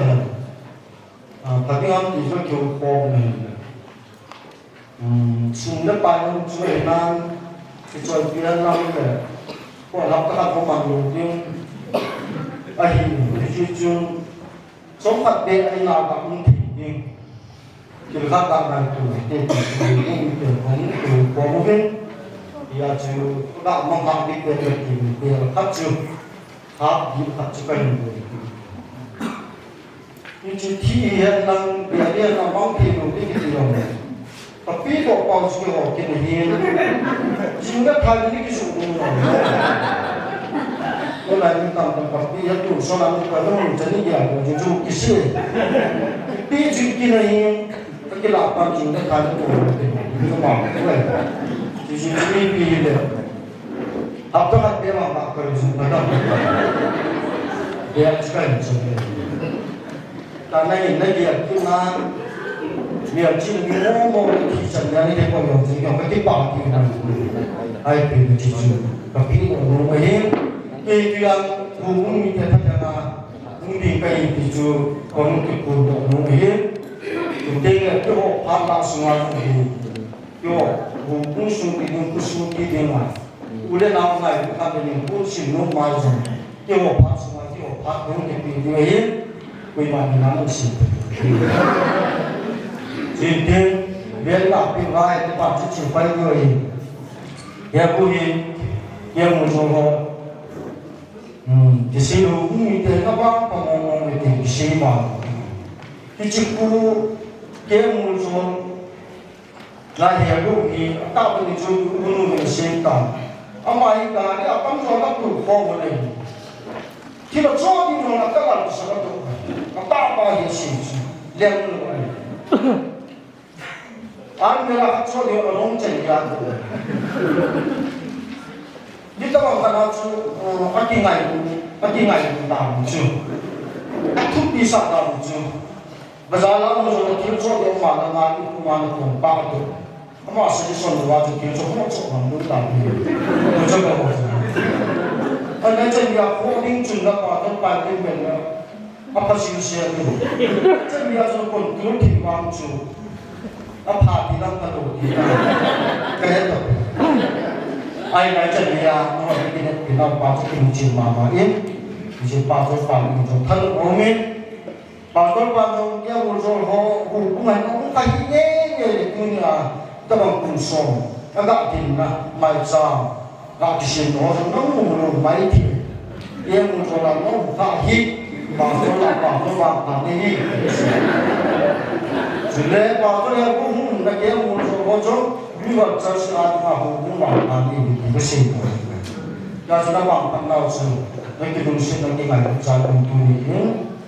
cũng biết đi ra đến công viên nó phát triển công viên cái bảo vệ lại sinh và tất nhiên tại lại rồi có nào hết cũng sao cho cái điều này rồi để làm được xuyên và thì nên cũng luôn luôn phát triển rồi thì cũng dùng tiếng cũng sao mà phải cho cái chỗ là lao mà chúng ta muốn chọn được viên và tiếng và thì tạo hơn chúng ta sẽ làm sự hiến tôi yêu cầu nó để đứng tin tôi tin ông là con là tin chủ bạn mình tin cái tin chỉ dùng tin là cái nào tin là cũng như tao nó trong là những cái dòng thiết tin ông mình là tin cái việc là hết nó cái là chúng ta làm pháp thì mấy thì hết tin pháp xong mình thì biết đấy đúng không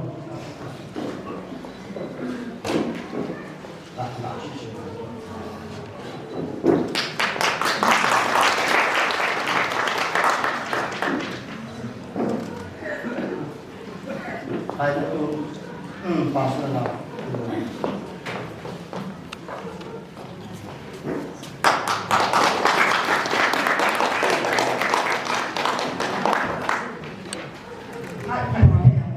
Trong cái lại gì, ama sabi lagi nga mo ng pangwazo si nabon sa amin yung pang-piyong si Zana dan Pien naniniwaan ni Kendong at beka na kayo nakanisip kung na ako nila kung kakala kami sa din ka na ko ba kaya kung tila yung paano ngayon na beka na ko tingin ng kagaling tayo patiin kung ano siya na kung song sa patiin pati ako ay yung sulit ama yung sulit ko so siya dami na pisin ama sa kanyang patiin katangbain tulit mabangon pa ay yung patiin ko naman Ucista ay tolong itu apa dan lalu desa yang kita kipana zalim pun agak sedih ini bagi baik.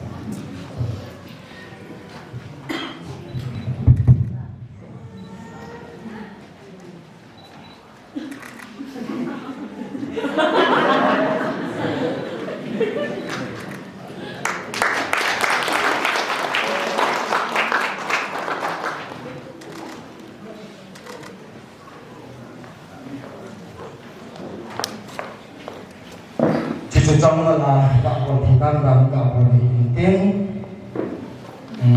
thêm sẽ thu cho nó băng tàu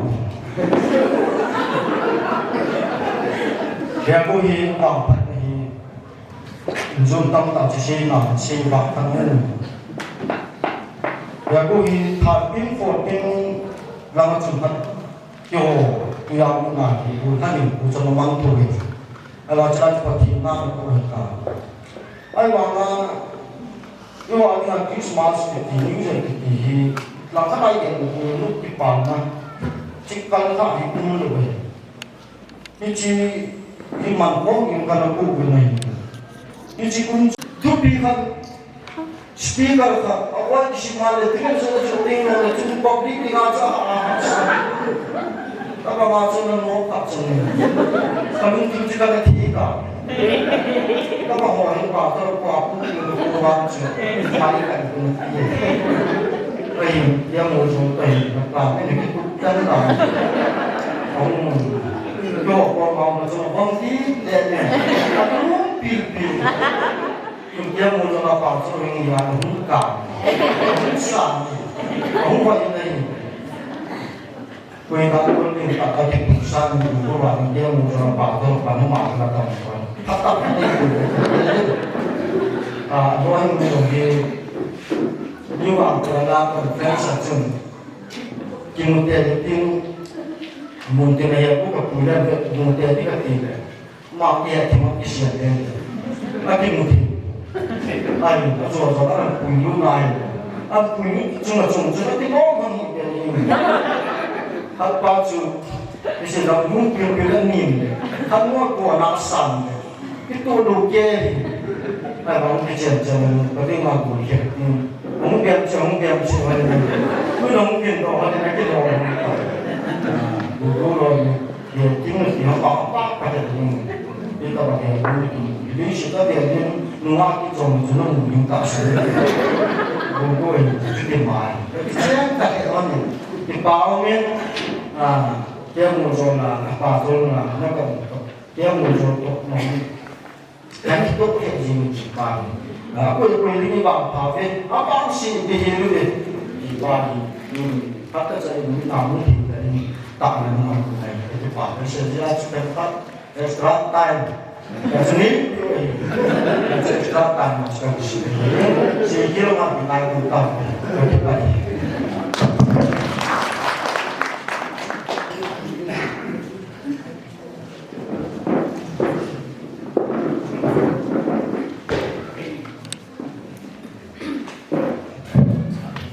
do dùng đi một cái là các cái dòng này nên ngay là bây giờ cho anh ông Pastor Hegou Pastor sana patin nan pui lại patin na to patin anh có pui na ra lên turin yute no kipana ra lên pun akan siapin mo deh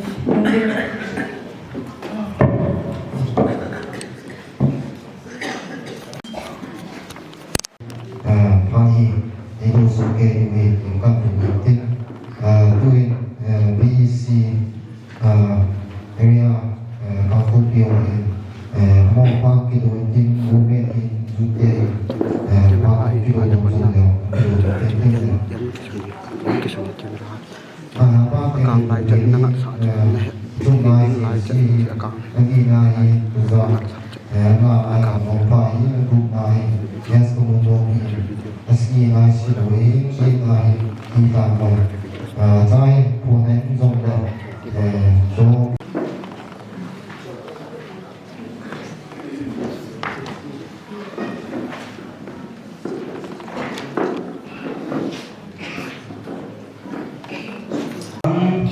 Pstor Hegou Rev Pastoral Anniversary of Rev pinta Pastoral Hegou Pastoral Hegou Pastor Keloiko tak cemco makona mulapa kangdompe udana bodo se nabor cawin kangkopi area Believers Christian Church Penangin wingpu Yesus Kristus minin ngai cibai kai boleh puni kini hi ivetna ya hile kini hi kamu hi trong sakit ini sele apa sampai na kamu do aju biham dia hile betul hausabu in hubung abe kapta Pastor Hegou da pati abe da kamu do in ani lain hubungin Pastor po asasa dalu anung se dalu kamu in khát lekat corporation Hegou na kipiuhi kamu in hile kakipatin sule betul hausabu long acuna area binin kipatu kesejin sule pasak sampai tulong kesejin hidin patin buhen ini abang le hukum pite hoi patin angai lutnau kamuin hitabong til hukum leuca long leucun lopi ta na himgun wa mi champihi na himkong wa sule itiahi kin na himgun hi Akito lo te sun hitabong hi apoh no hi in kitu da win lang ho bung sunga aching ding athi ding ki chu win lang aching ki ne ka lo sun kin lo bi hi to da lo hi in na ki ngai nau ka mu in ho za lin pati ka thang ba hi e dunia Hegou bin pati na ilai ma pa na hin to so chen chen pati thu a na hin lam kai u ho bung pi te pati lalu saya lubin cile, mahu zala hi pasar pasar kipa intin, pasar pasar mahu zala hal mudi kata saja nahi naki ngai tau kemuin, naki sesuatu tau kemuin, pasang sampai kehimpi nahi Eho adik senai fellowship muhi, ibet nahi le, peneu caca hiwi, ila pathen mesti nazari peneu caca hizong le. Kita sotih dalam penghi pathen ni bumi, jihin cehohi timuji tengai le, kipana kitin jihin cele, takut nazong kitin jihin, hanan jong kitin jihin nahi cehoh sihi hubung pite panjala hiin. Dunia Hegou bin kin hindai nanti area zong bin hawin kakipa pi le jeng hi Hegou hi lamkai bi zong kan hi in ho kiloi hom na area a pante kita pana chu lamkai na buwa chu pathina ahin to a chu le area hi tampi zong hi hi ama lamkai ko jin zong to do area in ani kini jin hi kilai kemol zor huma zong ama hi to do ye ta ta ne jin so ho hi ki be ti nga he a hi le pathi ngai nahi ki mu in dunia pathi phat na kum so milai na na hi to na a hi man ma ho hi ho bi si ka pu pi area in zo ki pa pi nazalin tilneu ka present room min ji ka present muhi eho area min hi in ji a hi so Hegou bin jong pathina to na ha be che na ding le nan na hi in na pu na ho hi in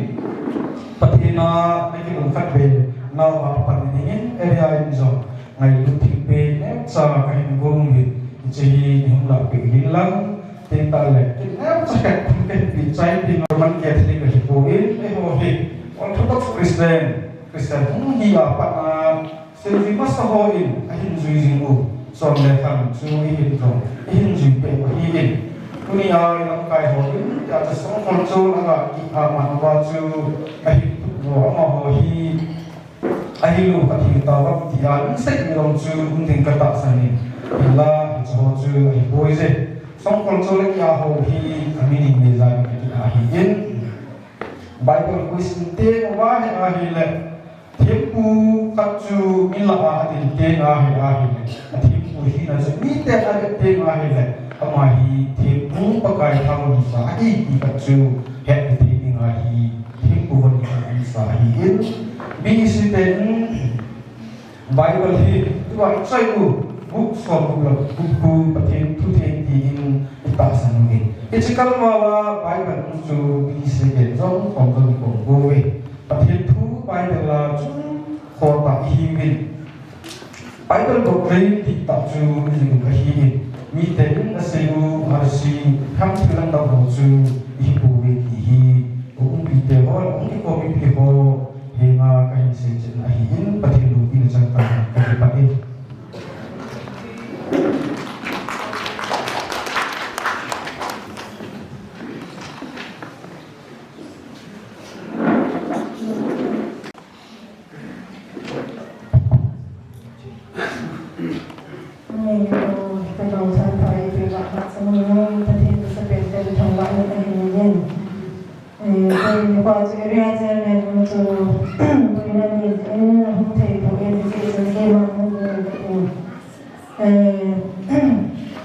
Pastor Hegou bin pathina hin to na kum son san tu pa pathin thang bai men na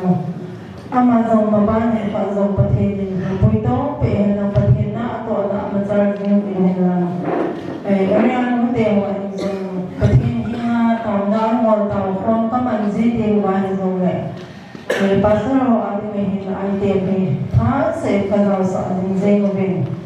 dễ chân mà họ dùng cả sự lắm sẽ là ông dinh bên dùng bát thiên cái thằng viên When you go in Kehoan Zong, area note, Kakipa Pina with Sanin, Tilim Tazong, Kapizo, Bobin area, Hinio, Taka Hisi, Bin Zong, Nihin Yellow, Zibin Kehoan Zong, Kakipa now with Sanin, and Block, Nio Sahizong, like a Himpi, or Gomobin, to Zuba Himpi, a part to Zanzan.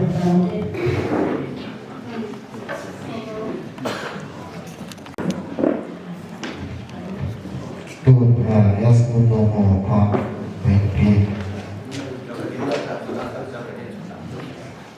Tidak, kalau kita saya sidoi kita baik-baik, sidoi kita saya tidak mai.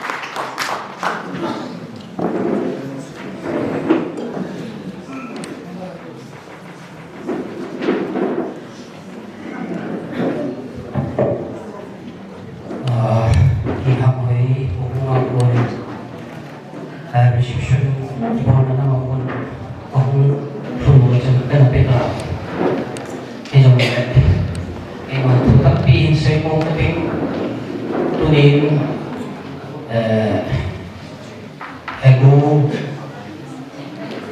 Pastoral Hegou đi tham quan của cũng rồi nghe luận lại nên đây là chung một trận thì cũng là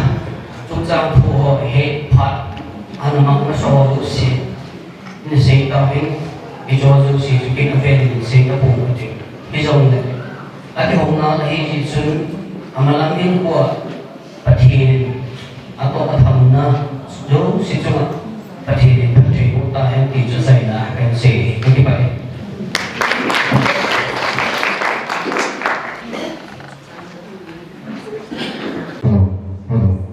kita kami bunga dari sama dari kita pilih kita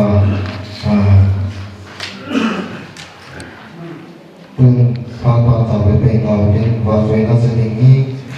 maka sini kimia semua maka kita saya dasar hubungan mau kita berbeda kan ini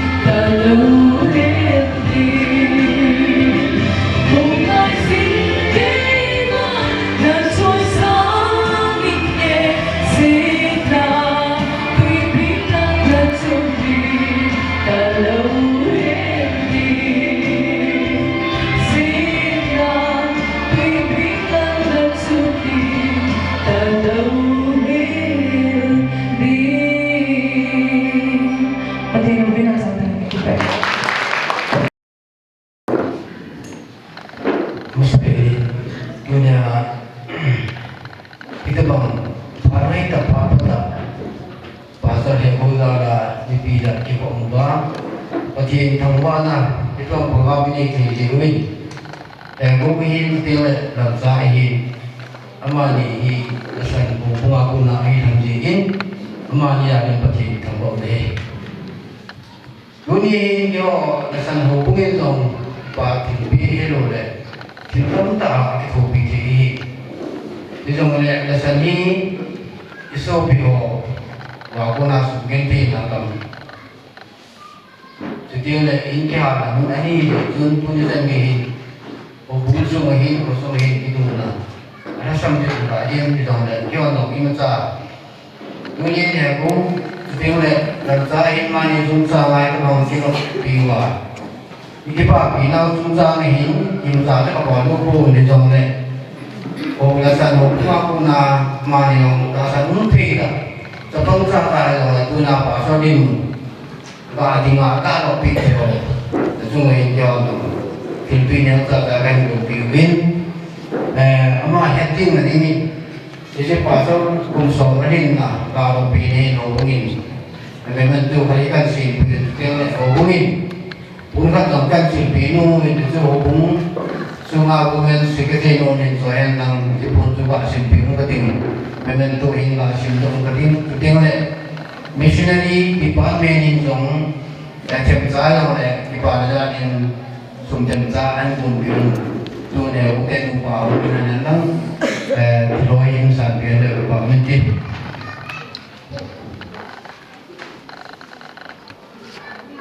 jadi di sana dia guna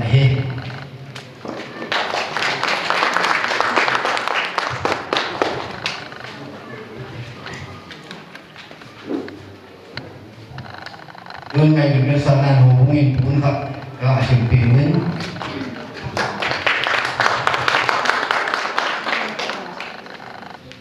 Tiếng này mute aku nendong pun sikhan le pun bekan mute ngai được sana lên một điều đề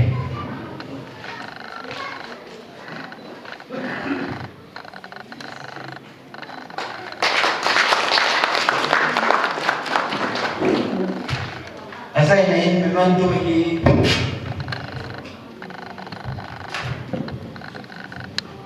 Memang juga sim sangin tato dan Hegou nggak sim lewat dia. Kau hubungi je.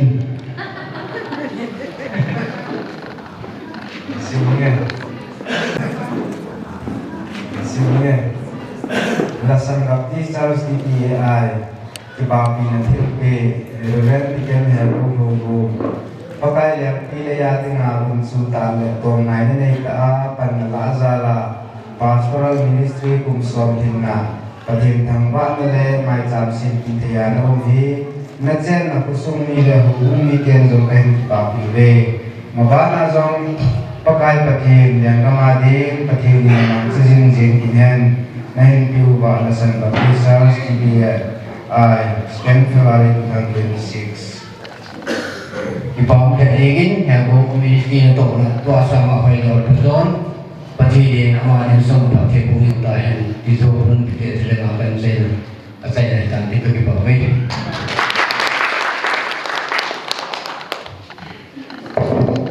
Farban sebagai tahu itu tuin KDC level mau pakai itu.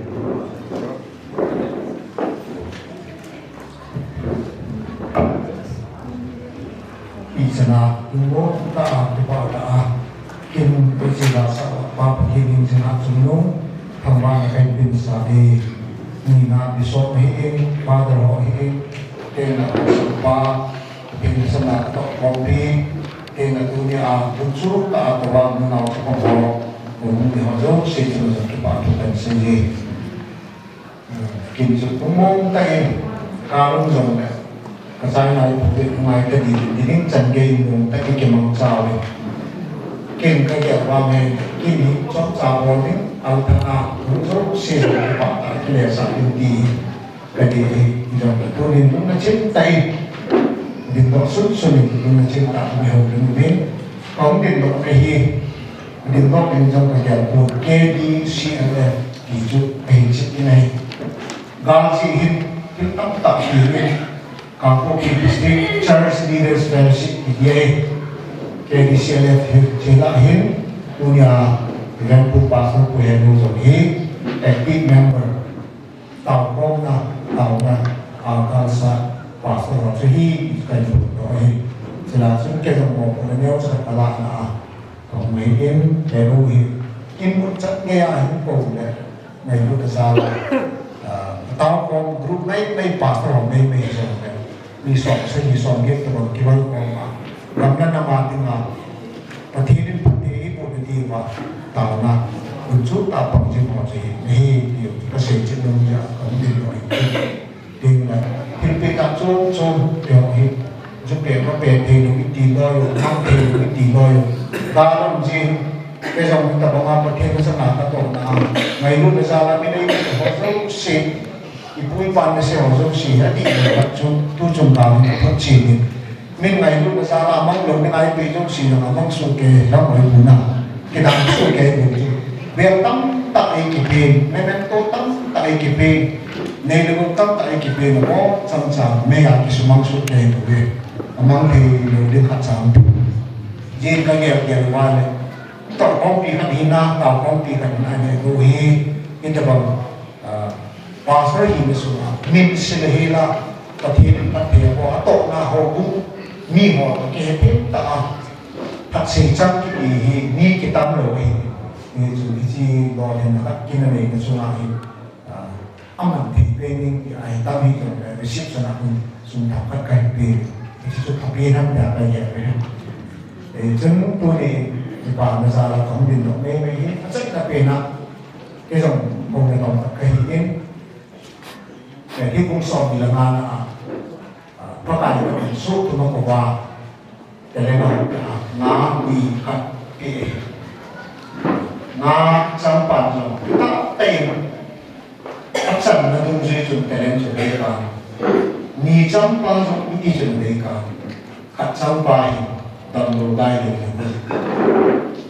ngã ni các cái exam mang cha hát sa tiền gì này bắt cái bản bị xem đi đấy ít đi xem đi well done my good and faithful bishop pastor evangelist missionary preacher teacher song leader singer well done my good and faithful servant Tuni basic ni na bishop, pastor, reverend, missionary, father, tất tay cái gì mình họ cũng là giả bộ na chân duy và thì đến là sinh viên chú ít là bao nhiêu họ chú ít là cộng nào vào ít lo đi nó bị dài sai sốt luôn bút rồi các bài là chân cộng nào chú à cộng là muốn họ giống luôn đam mà à cộng bị mà các bài mà dùng luôn đam này à định họ giống sinh tôi nhà bà sơ bà chú ilung đam nào cái bà nào sinh cái mà mình dùng cùng thông số gan số mà có cái hệ bị chân địa các cái này mấy cái đeo sai sốt luôn bút là bút nào bỏ đi tổ đi rồi anh xem nên cái họ tổ là họ cũng nhiều thích sốt đến cái gì à mà đi quan các chung bà sơ thì thuốc kỹ tạo ông này thì rồi này quan các chung ấy làm lại gì ta sẽ là pulpit sẽ thuốc kỹ tạo gì đấy kita bahwa sok lu pun apa na to itu ni ông ki ông dấu sen ama chu ma wa sam ki da bang chu ki pu ti ilung dam na kipana iseji ibise ho ge ama well done my good and faithful servant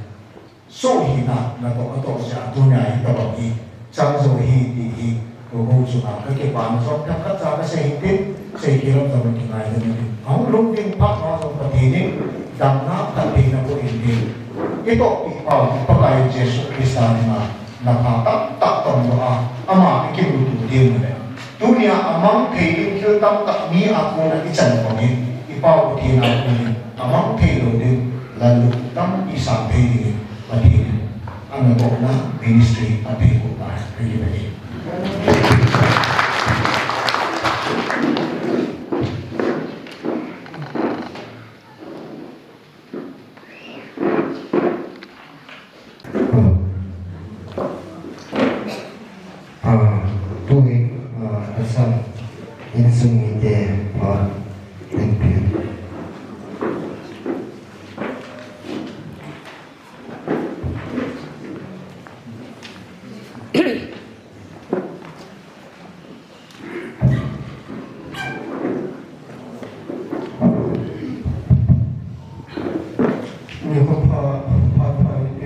okay, katawin.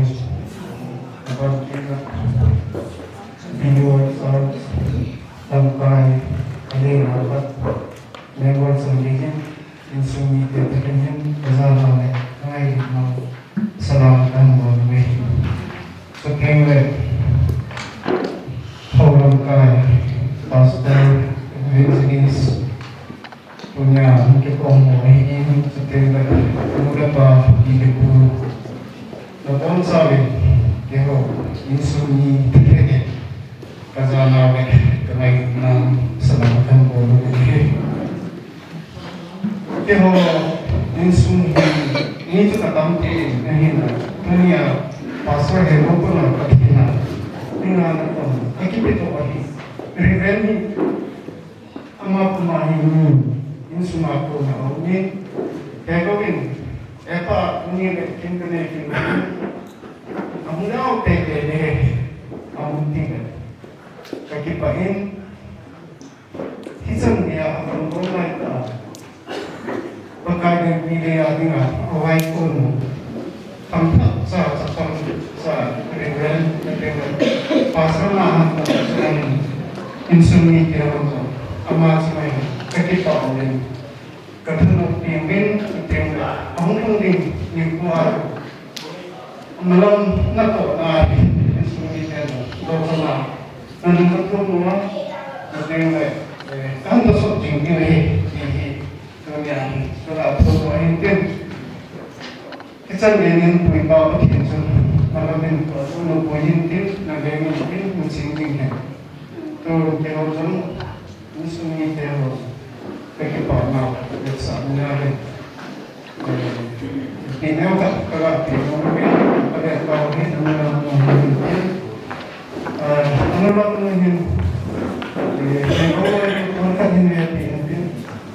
apa dia tahu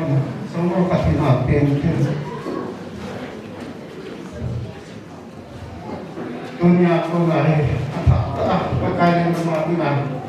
pandangan orang ini insumni kan kecil kurang kecil now sana orang setelah kita mahu semua teori macam politik kepikiran ini mau sempat berapa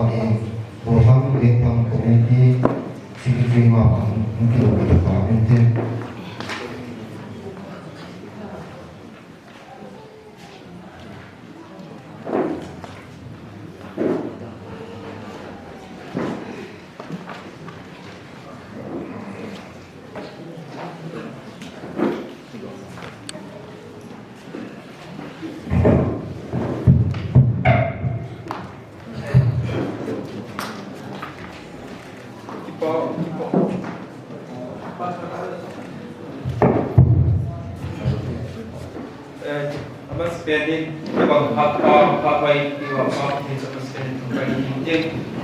Ni na dunia mungkin kau jaringan kau hukum macam kau lengkai wahid jomle hamsunga osa ayo le hamsunga lengkai kau akhir jomle aku kuah lengkai wahid komiti dengan kesana salam kan bol ke presentation ke pani presentation lagi in mudi ko ani pi mudi ko Thanksgiving program ito bang kingun program kingun na ignite go ito bang program kingun na nhiều til meeting in imacha hi song le ko adinga pi ta tikitu ti ho hi lo le tu ni ko pha mun tam ta hin da ta hi ko form ni ho ga sei ding in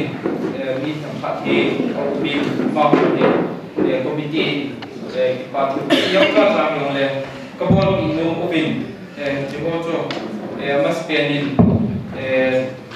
phang sung ho sa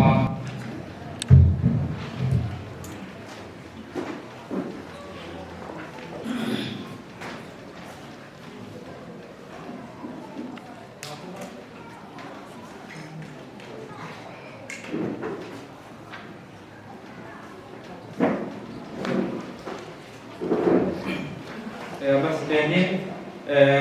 phang sung ai lo le ko bia ko sa kon na ho sa ko pi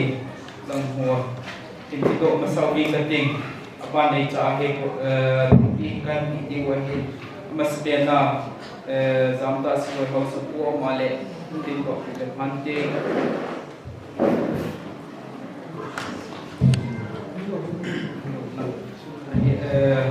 ai ale ho sa zam da ti ka mai ho sa ku sing sa committee chairman by Pstor Hegou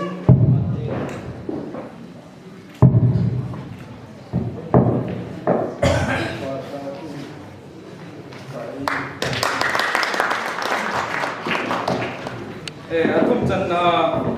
s communum house ku phang boy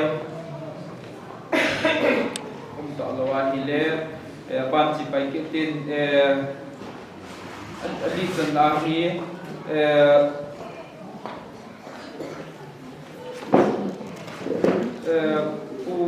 lal khâu chief of gam mom phai na lâu na và na tu giang học sa ku khang tu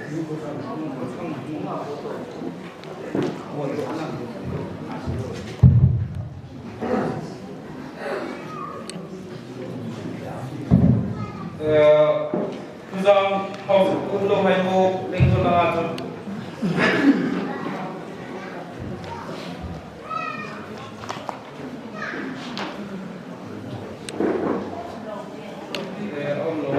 participated in boy chief of the WCLC. Participated chief of lhin also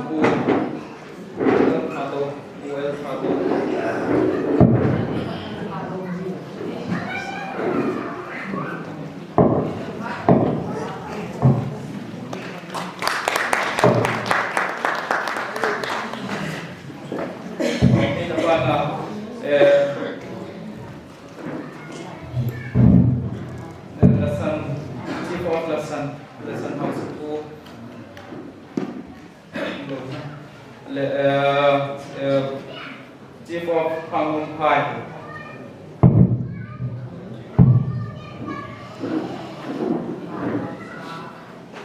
chief of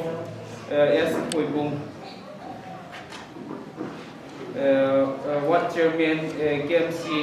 1/9.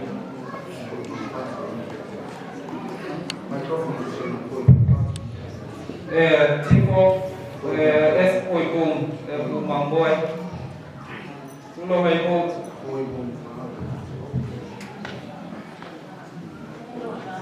the chief of champion of 1/9 KMC,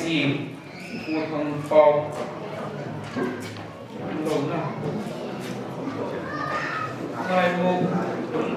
Lhouvum, Chief of Ward Chairman, Ward Number 9 Chairman, KMC.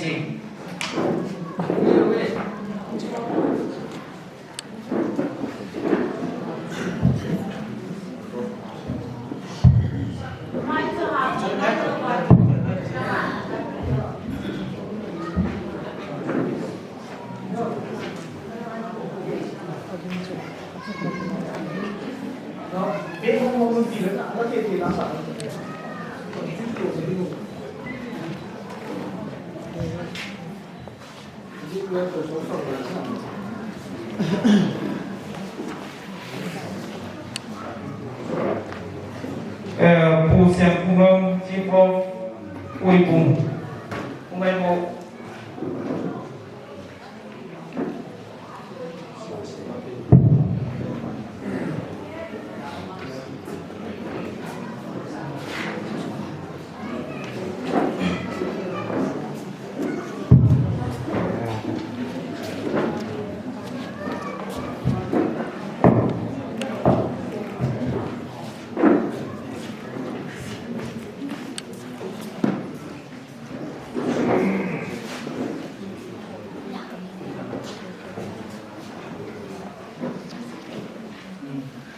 Die Baumin Ding zu.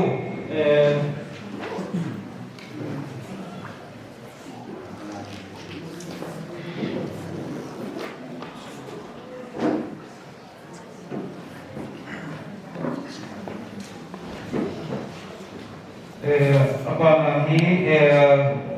đây là hệ thi môn năm của xây của liền Chief of Hegou.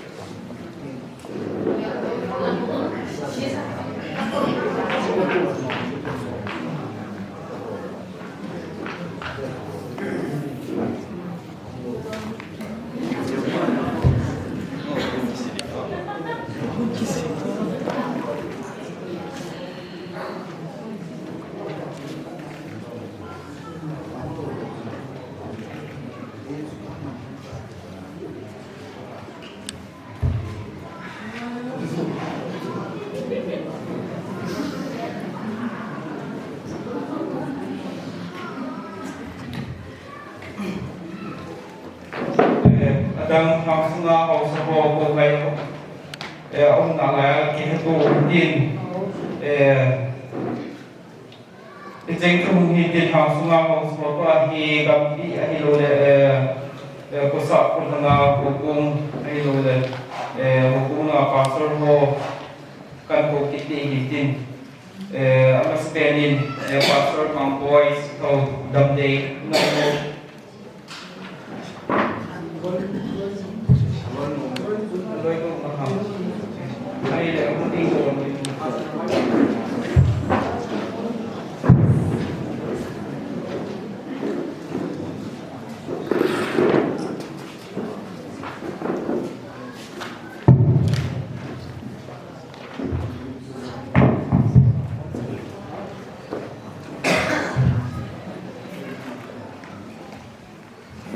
Banin evangelist thằng Soho cùng ai vô Rev thằng Gin EBA Wiki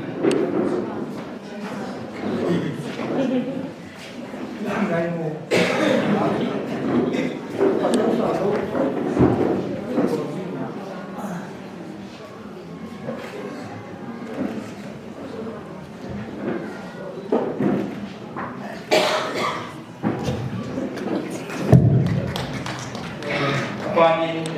Pastor Paulin Sito Kian CDBN.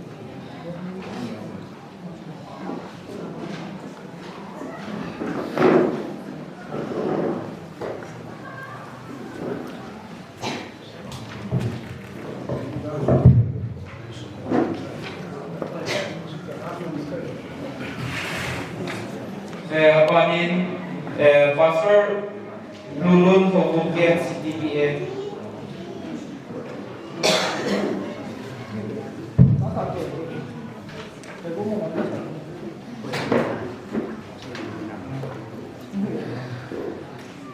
Bana Reverend Seaboy KCDC KMC.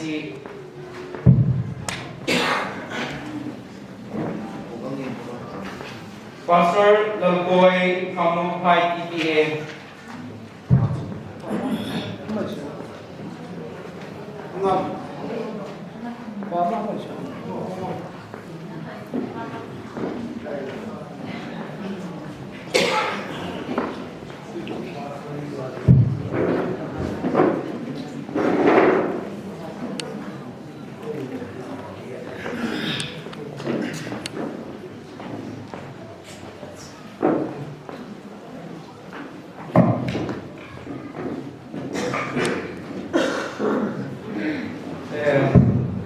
Pastor yes po mga pastor pa mga ito.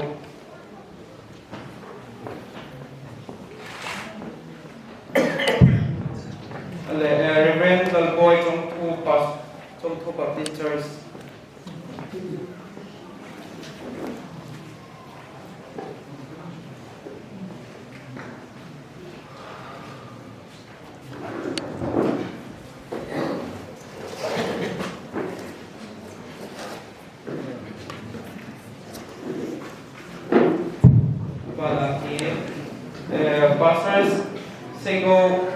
Pastor Hegou is CRC copy.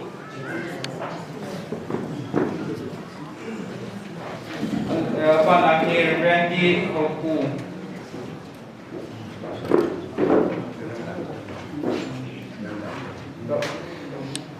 Panaki Pastor John Hopkins. Panaki Pastor on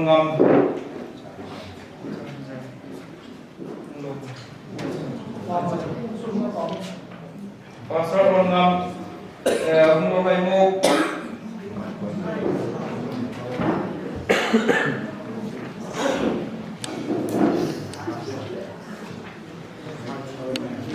missionary Maxi.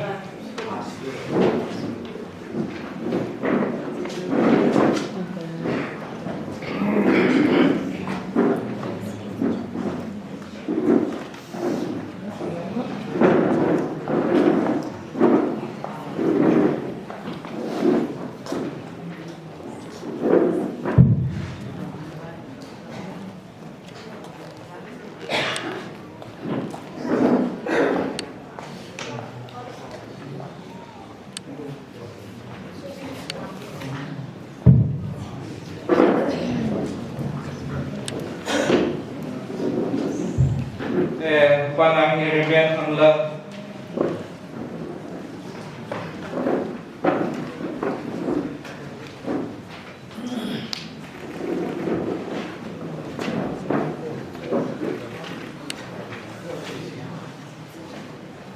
Reverend Seizatum.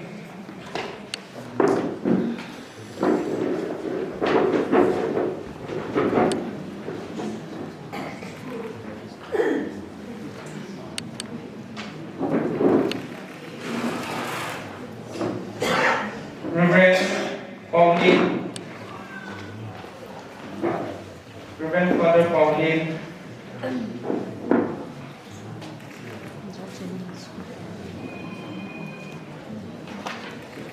Reverend Lalza.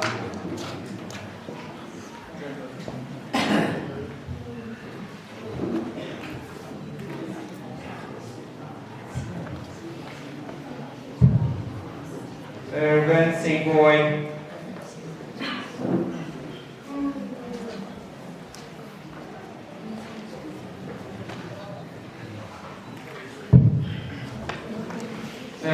Gin Thang.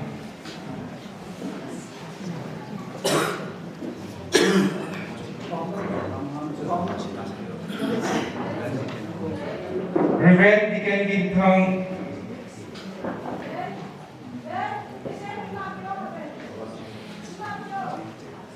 Evangelist Gin Mang.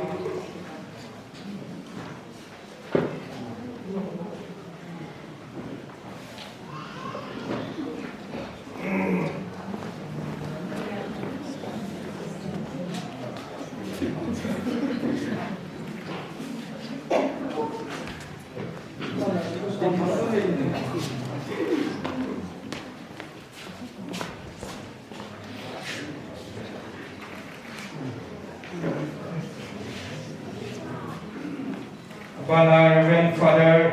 Zhang Lin.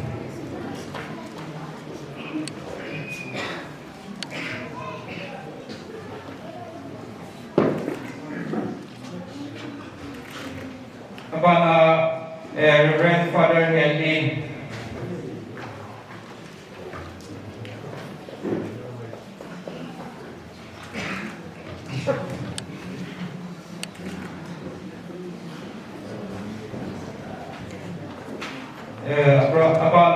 Reverend Deacon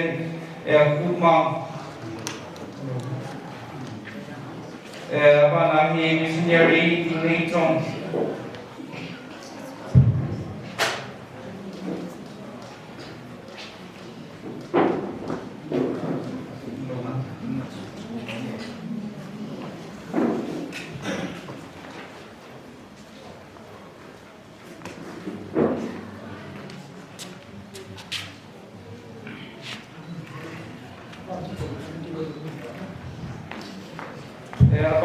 Pastor lhin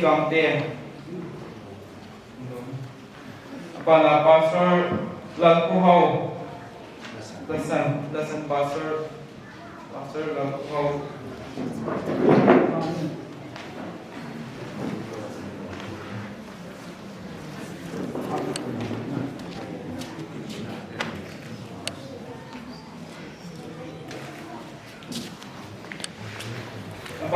Pastor Sinon,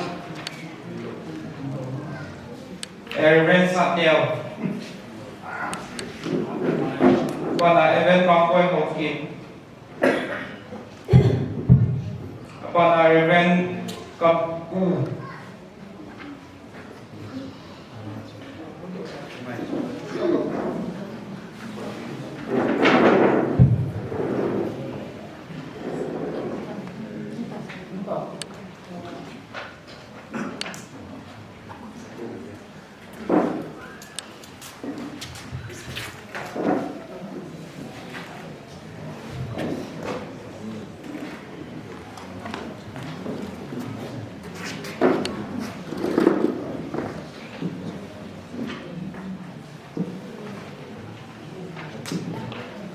dan sumungin din dunia komiti laguna patimpi ipinan dan sumungin din ihai hilole ilal on fa yole neden ekemun lang zodi yole patim hilal hilole ihai on ma ile zodi yole patim ila kitam din unik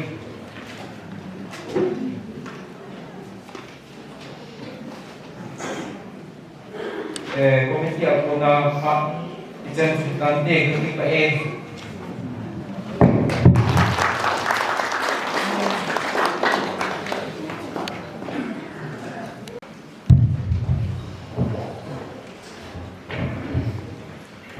Tuan Reverend Hegou Pastor.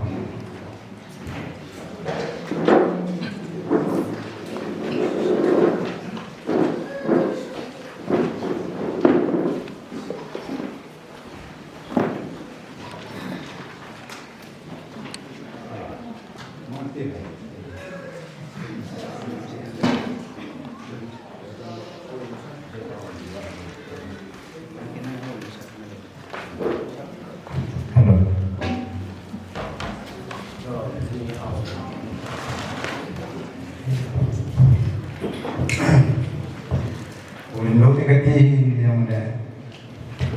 insuma ego apa ni naga kita bangan apa yang baik di dia lagi di kau mau saya suruh de apa dia tu yang baik itu kati ya kamu timbul lo de kasih poin tempat sinan ini de doa jumi de pada jun sangat kenal dan saya nak cerita ini masih di sini yang ini yang ada kita kalau kayak jun kelin ni lah dia cara kombin itu tu tapi saya pun mungkin tu orang pun yang ada sangat jeli kasih untuk bagi ilai semua house puhin teno unang kau tenda anisan aku apa pasal nambah unang nasisu kita men apa na adole non sisu kita men kinong kapatan kami boleh tak boleh kita bang asan boleh ada orang sekolah kan soal kundi ang kile ay diluban keno ama de se paling bena kene ya imun na kai na ma ben se ka ma kene dia kan ge le kasolu te ene de pa na en roy wa ta bible sin dion ta le bible be he sin do ale bo gi jote ne iba ma he gam basu in suruh dia ini sebab semai kata sandu ni kasut mak asyik sabun betina buin buin lain umi kemurol teto kumsom canjang cuman cakap apa mahu sesu kita kita asyik bunga tinggal buat apa jangan ni phải là misalnya dalam kahwin kau lain inong yang kita kanen katang saya komen ezanen window ini kan mungkin pada mungkin sekian jadi kayak bukan hal yang ada kayak zaman tak itu karena temu kita bang itu video kita bang kita bang ulang pepe naik, misalnya juga itu kalau betina tu hak tu asal kita pulang sepanjang sekolah tu pun saya jadi bodoh saya nak si menteri ada punya Hegou Lhouvum itu lebih masa pokoknya semua apoh kita tapi mungkin apoh kita tapi mungkin umumnya sehingga urusan kerja nangai juga dalam rawan CPT nah ini Hegou aci mana ada aci mana ada Bible ni mana pahami yang ada kumpat yang pakuru deh yang ada dua orang hidup kita agun tu nada itu ada tomai itu ada ngoto kumso semua tu itu nau atau pomna kumbinan pomna ni nau pomna ada mungkin umum tak gini yang ada so ikan luar mungkin pomten le kena kisahun tu mong yang le ikan luar pun saya di mana pomten na umum dia baik nak pun ini tidak boleh tiada hubungan kaya tiada kaya di mana ngai sampai tadi ni lagi guna jadi bodoh bagi ketika negara untuk nuni tiada nada yang tidak kalau ada daya juta mahu yang boleh BBC kubu nakal pomba album pun itu hotel, tapi dia ada tinggal di mana samu orang Hegou chỉ mà thế mà là ngay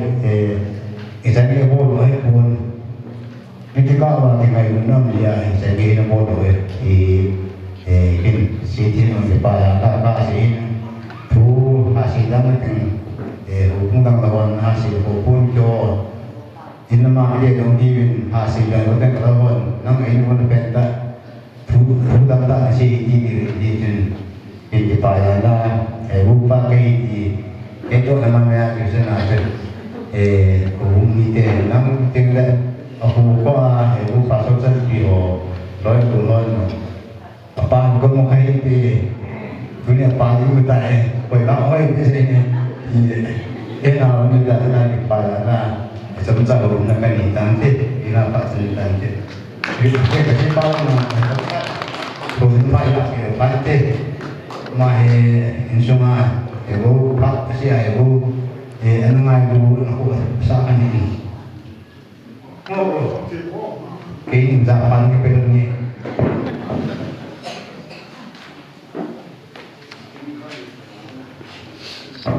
phát ra sự để cái mà ta cái cũng đúng là về thành phố cái nói như cái này cái mà cái cố đâu cũng không làm về cái phần làm là về cái đó là cái sự thành một cái sự mà để xong thì không là cái tại như cái xong thì không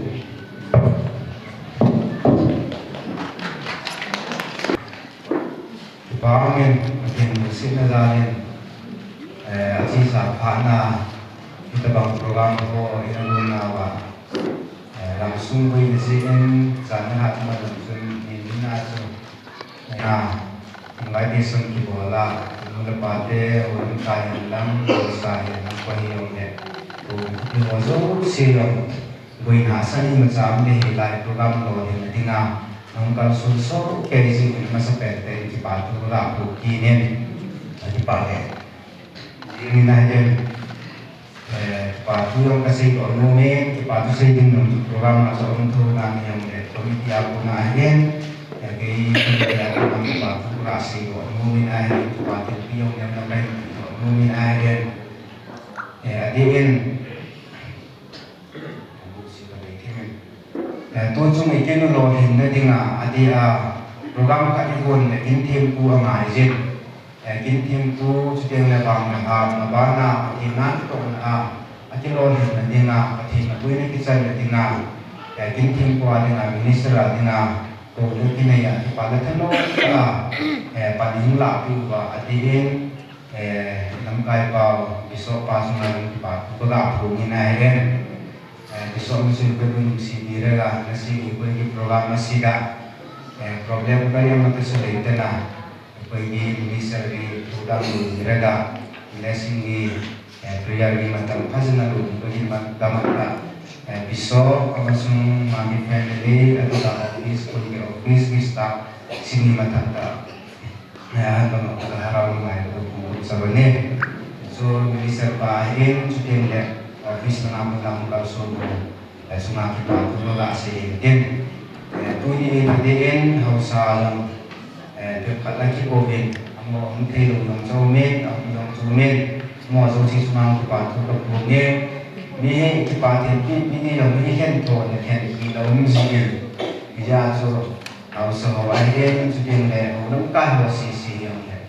bor kita belum dengar tu thà bây là rồi ông đi là bà thì có na thì buông này thì bây giờ thì buông ngay cái gì hôm nay thì muốn bao nào này kia là như vậy gì chứ muốn bao chúng đi ta bỏ lên cái gì coi tôi suy nghĩ cái này cái gì ta đủ ra cái ta đủ ra cho nên cái bỏ rồi cái cuốn này nếu sao này mà lên xin cái bỏ cái này thì tiếng bằng cái quầy ngã cái câu rồi cô buồn ba này có hiện thì ngomong rồi làm sao mình bây giờ số punya buồn ba thì kia là đi vào số mi tập tại vài cái hình của này thì số là gì của không kịp hình tên và số rồi nó làm cái mình cái bản thân nó ta phải làm cái gì chúng sẽ làm cái bản thân cái gì kia nên tiền là làm dengan bản mình làm cái là những cái bản tiền bằng lại để hiểu lên cái này tôi nói qua hi adin betul sunah sepuluh sunah patu kapung do no ina ini koi macam kimacium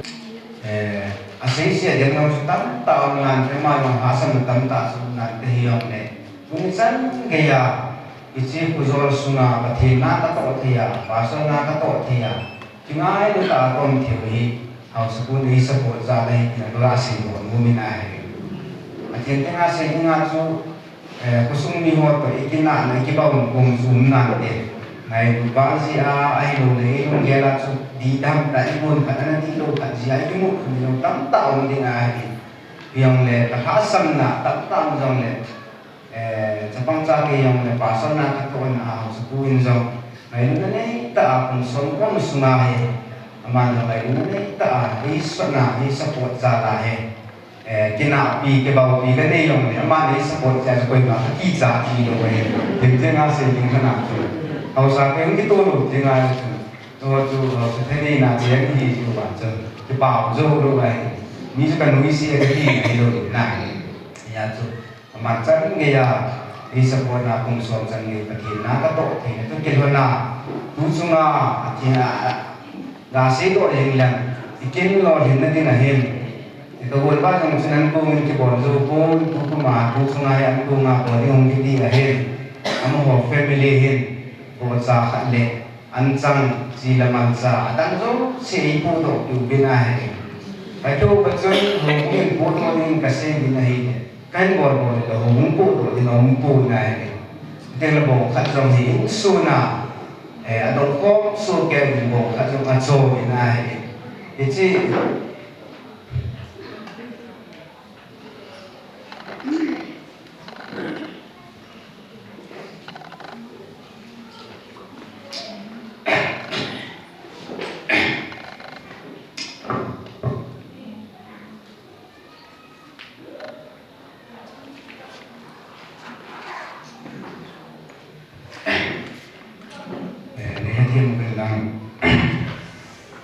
Bapak dia so kami hindo khai ko bina hen kami ba le ji na hen ali so kaya mo so kum so nga so ipa sa na tam tam jong le mi na so kadai sawal ji a kato na katham na anu hai lu na tam tam ding na hen yang le hita ba ngai ni ta ngai na sum na tu ni pa hita ba na king na sa hi jong le kinlo pita ida man ku tagia la ahe betul sunga sa buai ini sungi dia ahe jutin le usumi hozo se cuma pa tu ga apa ini na ahe mo panlang zala hitabanga kahasam na ko na mabana kalo din ding le kadam the ding le pathina ha pa ka to the dinga program biga ko mo zo se cuma pa tu ga apa ini na ahe dia komiti yang kami akhir angin, itu sota di dalam bang, itu program ini bang, komiti yang akhir angin, komiti yang baik, tak pada lazar was, yang ulang kaya wahai, pada lazar wah kita bang ini tu mau kita tunggu dia ini yang su, kita tu kelasi kok kita ini, namun jangan saya kasih hidung di lahir, ini sebentar tak itu, ini sebabnya, awak masuk si cuma pasal usaha lang. Mula pa ulena ulena kuna yang musuh dia hilang dan musuh cuma kuna musuh si cuma ipa tu berapa ni yang sebelah si dia sudah le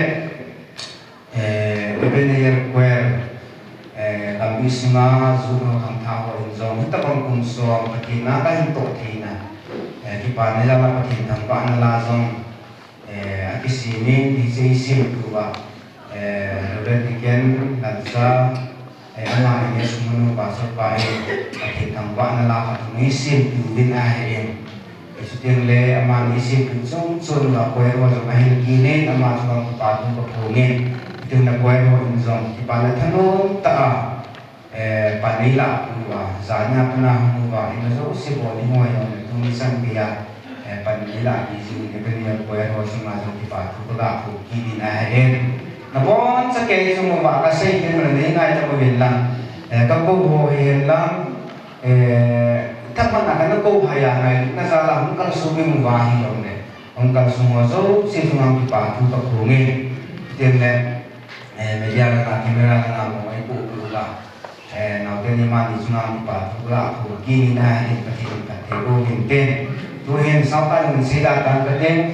cái mà trong family trong và chỉ đi cái đó thì nó đi này hết tôi đi qua kinh kinh qua iban của ngày chúng ta mình serba mình so mình có những tiếng này nó ra lên và thì cái đấy là Mungkin kalau ini,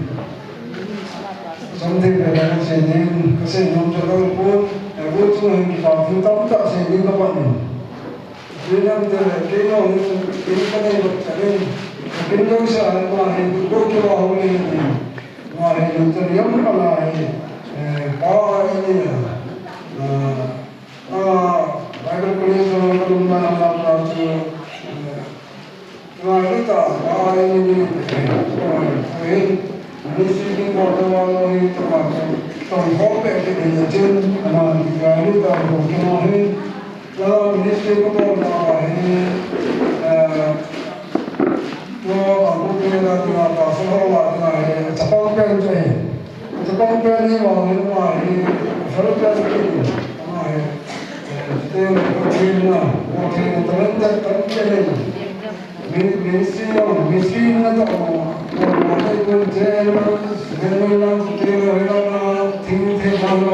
lúc xin nó đấy nó cái số cái rồi có cho cái mình mà sao cái cái chân xin được mà đôi khi không cái cái này mình sao có cái quân hỏi nó cho cái gì cho mình cái bao cái gì cái mà kalau ada yang kalau orang itu dia orang itu hati ini, kalau ini kalau membantu kita ada yang ada ni orang tu boleh bukan orang membantu orang membantu tapi ayah mereka kita ini kalau mungkin usia sangat ternyata orang itu kalau saya juga pergi bersama orang kasih orang itu karena kalau itu amal sunnah kita maka tidak kalau kita nak dia betul jam dah amal ini tahu itu kita ada kalau kita itu lalu itu kalau kita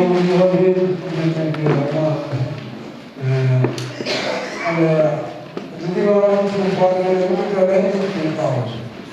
ada macam jiwa kita kita dah orang paling bukan hari rekomend lepas sana rekomend orang tak paling kalau kita macam apa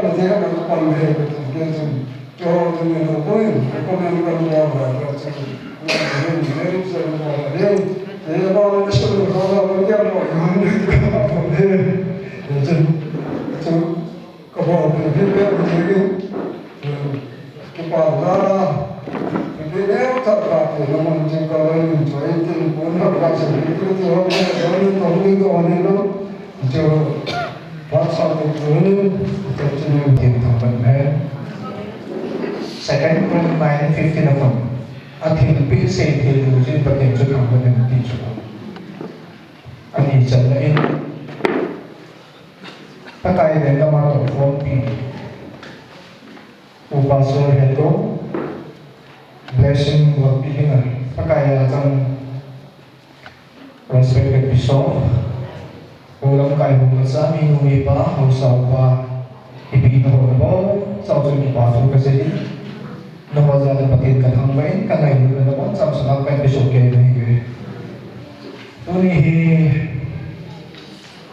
kabundok hadis 25, 21 kumsong ni Warset so by Pastoral Anniversary of Rev ama ako nakamudo kay mga jam para kalay kapi ama hi say tamlo awa ato tama yung kakay ani jan may say na evidence na say na kamudo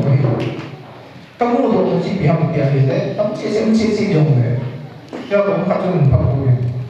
2017, kung sang le so me segi a hi la ya ke ho believer structure si report system ha si begin ministry activity plan ho hi ang ki bawing zone si hi shelo na ki thot si ha hi ti a chu ke wa zo weekly monthly program ki thot si ai sa ai te ma chu hi si go through a hi fasting prayer building hi to kan hi Selain ayat lain, masuk bangsa di masuk bangsa di kau lain, alam kai mampat form le, amazon ini asata buat kuihan lang, ia kai buat tu orang pasti hingga pergi lah, asal kau ikut pion si, akan nak dia kau mutu jatuh kegiatan, kalau ada tinggal saya orang mana, ia tu ni kuihan, pasti ini ngai lagi. Pakai kosong in people house ke ngai lagi, pakai mission ngai lagi, pakai saja ngai lagi dah lagi tu, ngai dah tiba-tiba, ama tak jadi ngomong ahungnya, amu teh banding di kapan set ni, pakai tu people yang jom ke, kita lihat apa macam, kita tahu ada sih, tu ni, keman believer structure sih. Cuma kan tu orang macam tu, tak kira yang bisa bahin, tahu nak kerja tu di family jangan mana. Ia semua ni, kema hotel dia mah, ini jangan kira muka bahin, kalau nak itu aja, cina tu itu. Di sana sini macam tu ni, kau mau pun dia orang kau tu ni program tu orang kata dia kita macam ni. Ia tu tu ni ngai ni orang kau so kahivin, ibu orang ni apa yang jadi kerja ni pun. Yung kung nahi pa kayo na kahisi aso nang family at yung hindi ko sa po no ho siya at hindi na kung karsona at hindi na kung kaisip niya kumang kahit di pa sa kung karsona kila siya o namin tingnan to kompi pasal na mo na ama hindi ko kumang bakit lang takot tao siya aso kung tayo ama kaya mo yun to kung kaya ba ating lah insimerson ke kung kita lagi nasi orang mana itu yang le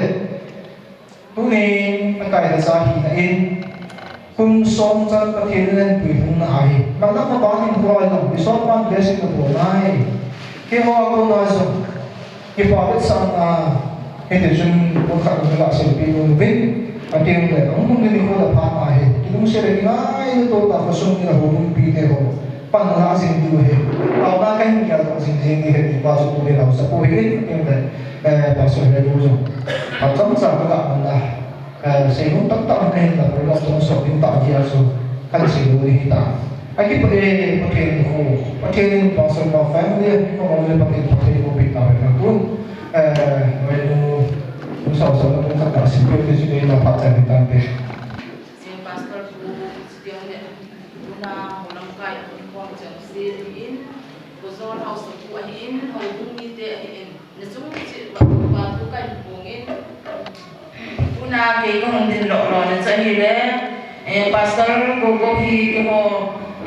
ban na mol na kun Tuesday na maicham kasi mun hallelujah bolder biar kati ben sa kun maicham ho ni dong sin ngai ane te lo hin pebin subana sona roi lo bolte chang dong in ko ji omin kong kalson je bachu keima ra kong panin tin tun roi lo bolte chang en thilpe pe no no chin choi tin ga piu hitin keima phat man dong chi chi ta Kami tahu ini masalah kisah hidup utang nubun terusir sini nama sampai saya tidak ada yang tidak tahu ini event father namanya masih tidak mah kita ada ini kalau ada ini kita berbeda mungkin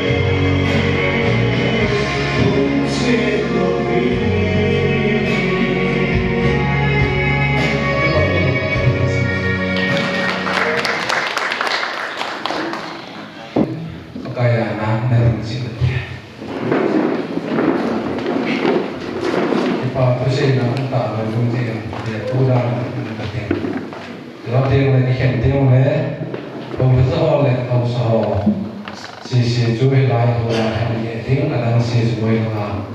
trên xì là mà nhẹ tiếng thu đến bề bề và hiện là tao vậy thế anh ngay đó là các bao nhiêu gì bất thì tu nên đi có còn là số bu ren đi kiến thức gồm lên gồm cũng xong thì ministry cái bảo số xây là cái hình mình là zone này bị những hàng về mình cái thằng này cái bảo là nên là đồ cái gì mà giống siêu mà phát hiện bộ nên cái tao này cái hiện đồ đồng tiếng zone là mình nói chuyện cái gì bùi tao thì cũng hiện bùi Jesus Christ tao mình cái thứ này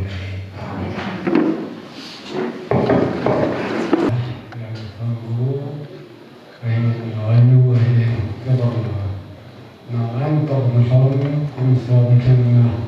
anh một số những cái về các cái tờ anh có bị theo cũng là hồng hưng một rồi cả những vùng thì nó trong ngoài nó cũng có được là hay cái đâu thì chú cái anh số bên đâu cái tờ này ra là đến thì không đi mà ra ấy cũng cũng thì tham nắm rồi nắm tôi học giặc du đã sử bị cho nên đã sử bị lố cho nên em từ đây ban đêm rồi anh em mà thì chúng nó làm chân thì không nên làm cái mà dù xong thì thế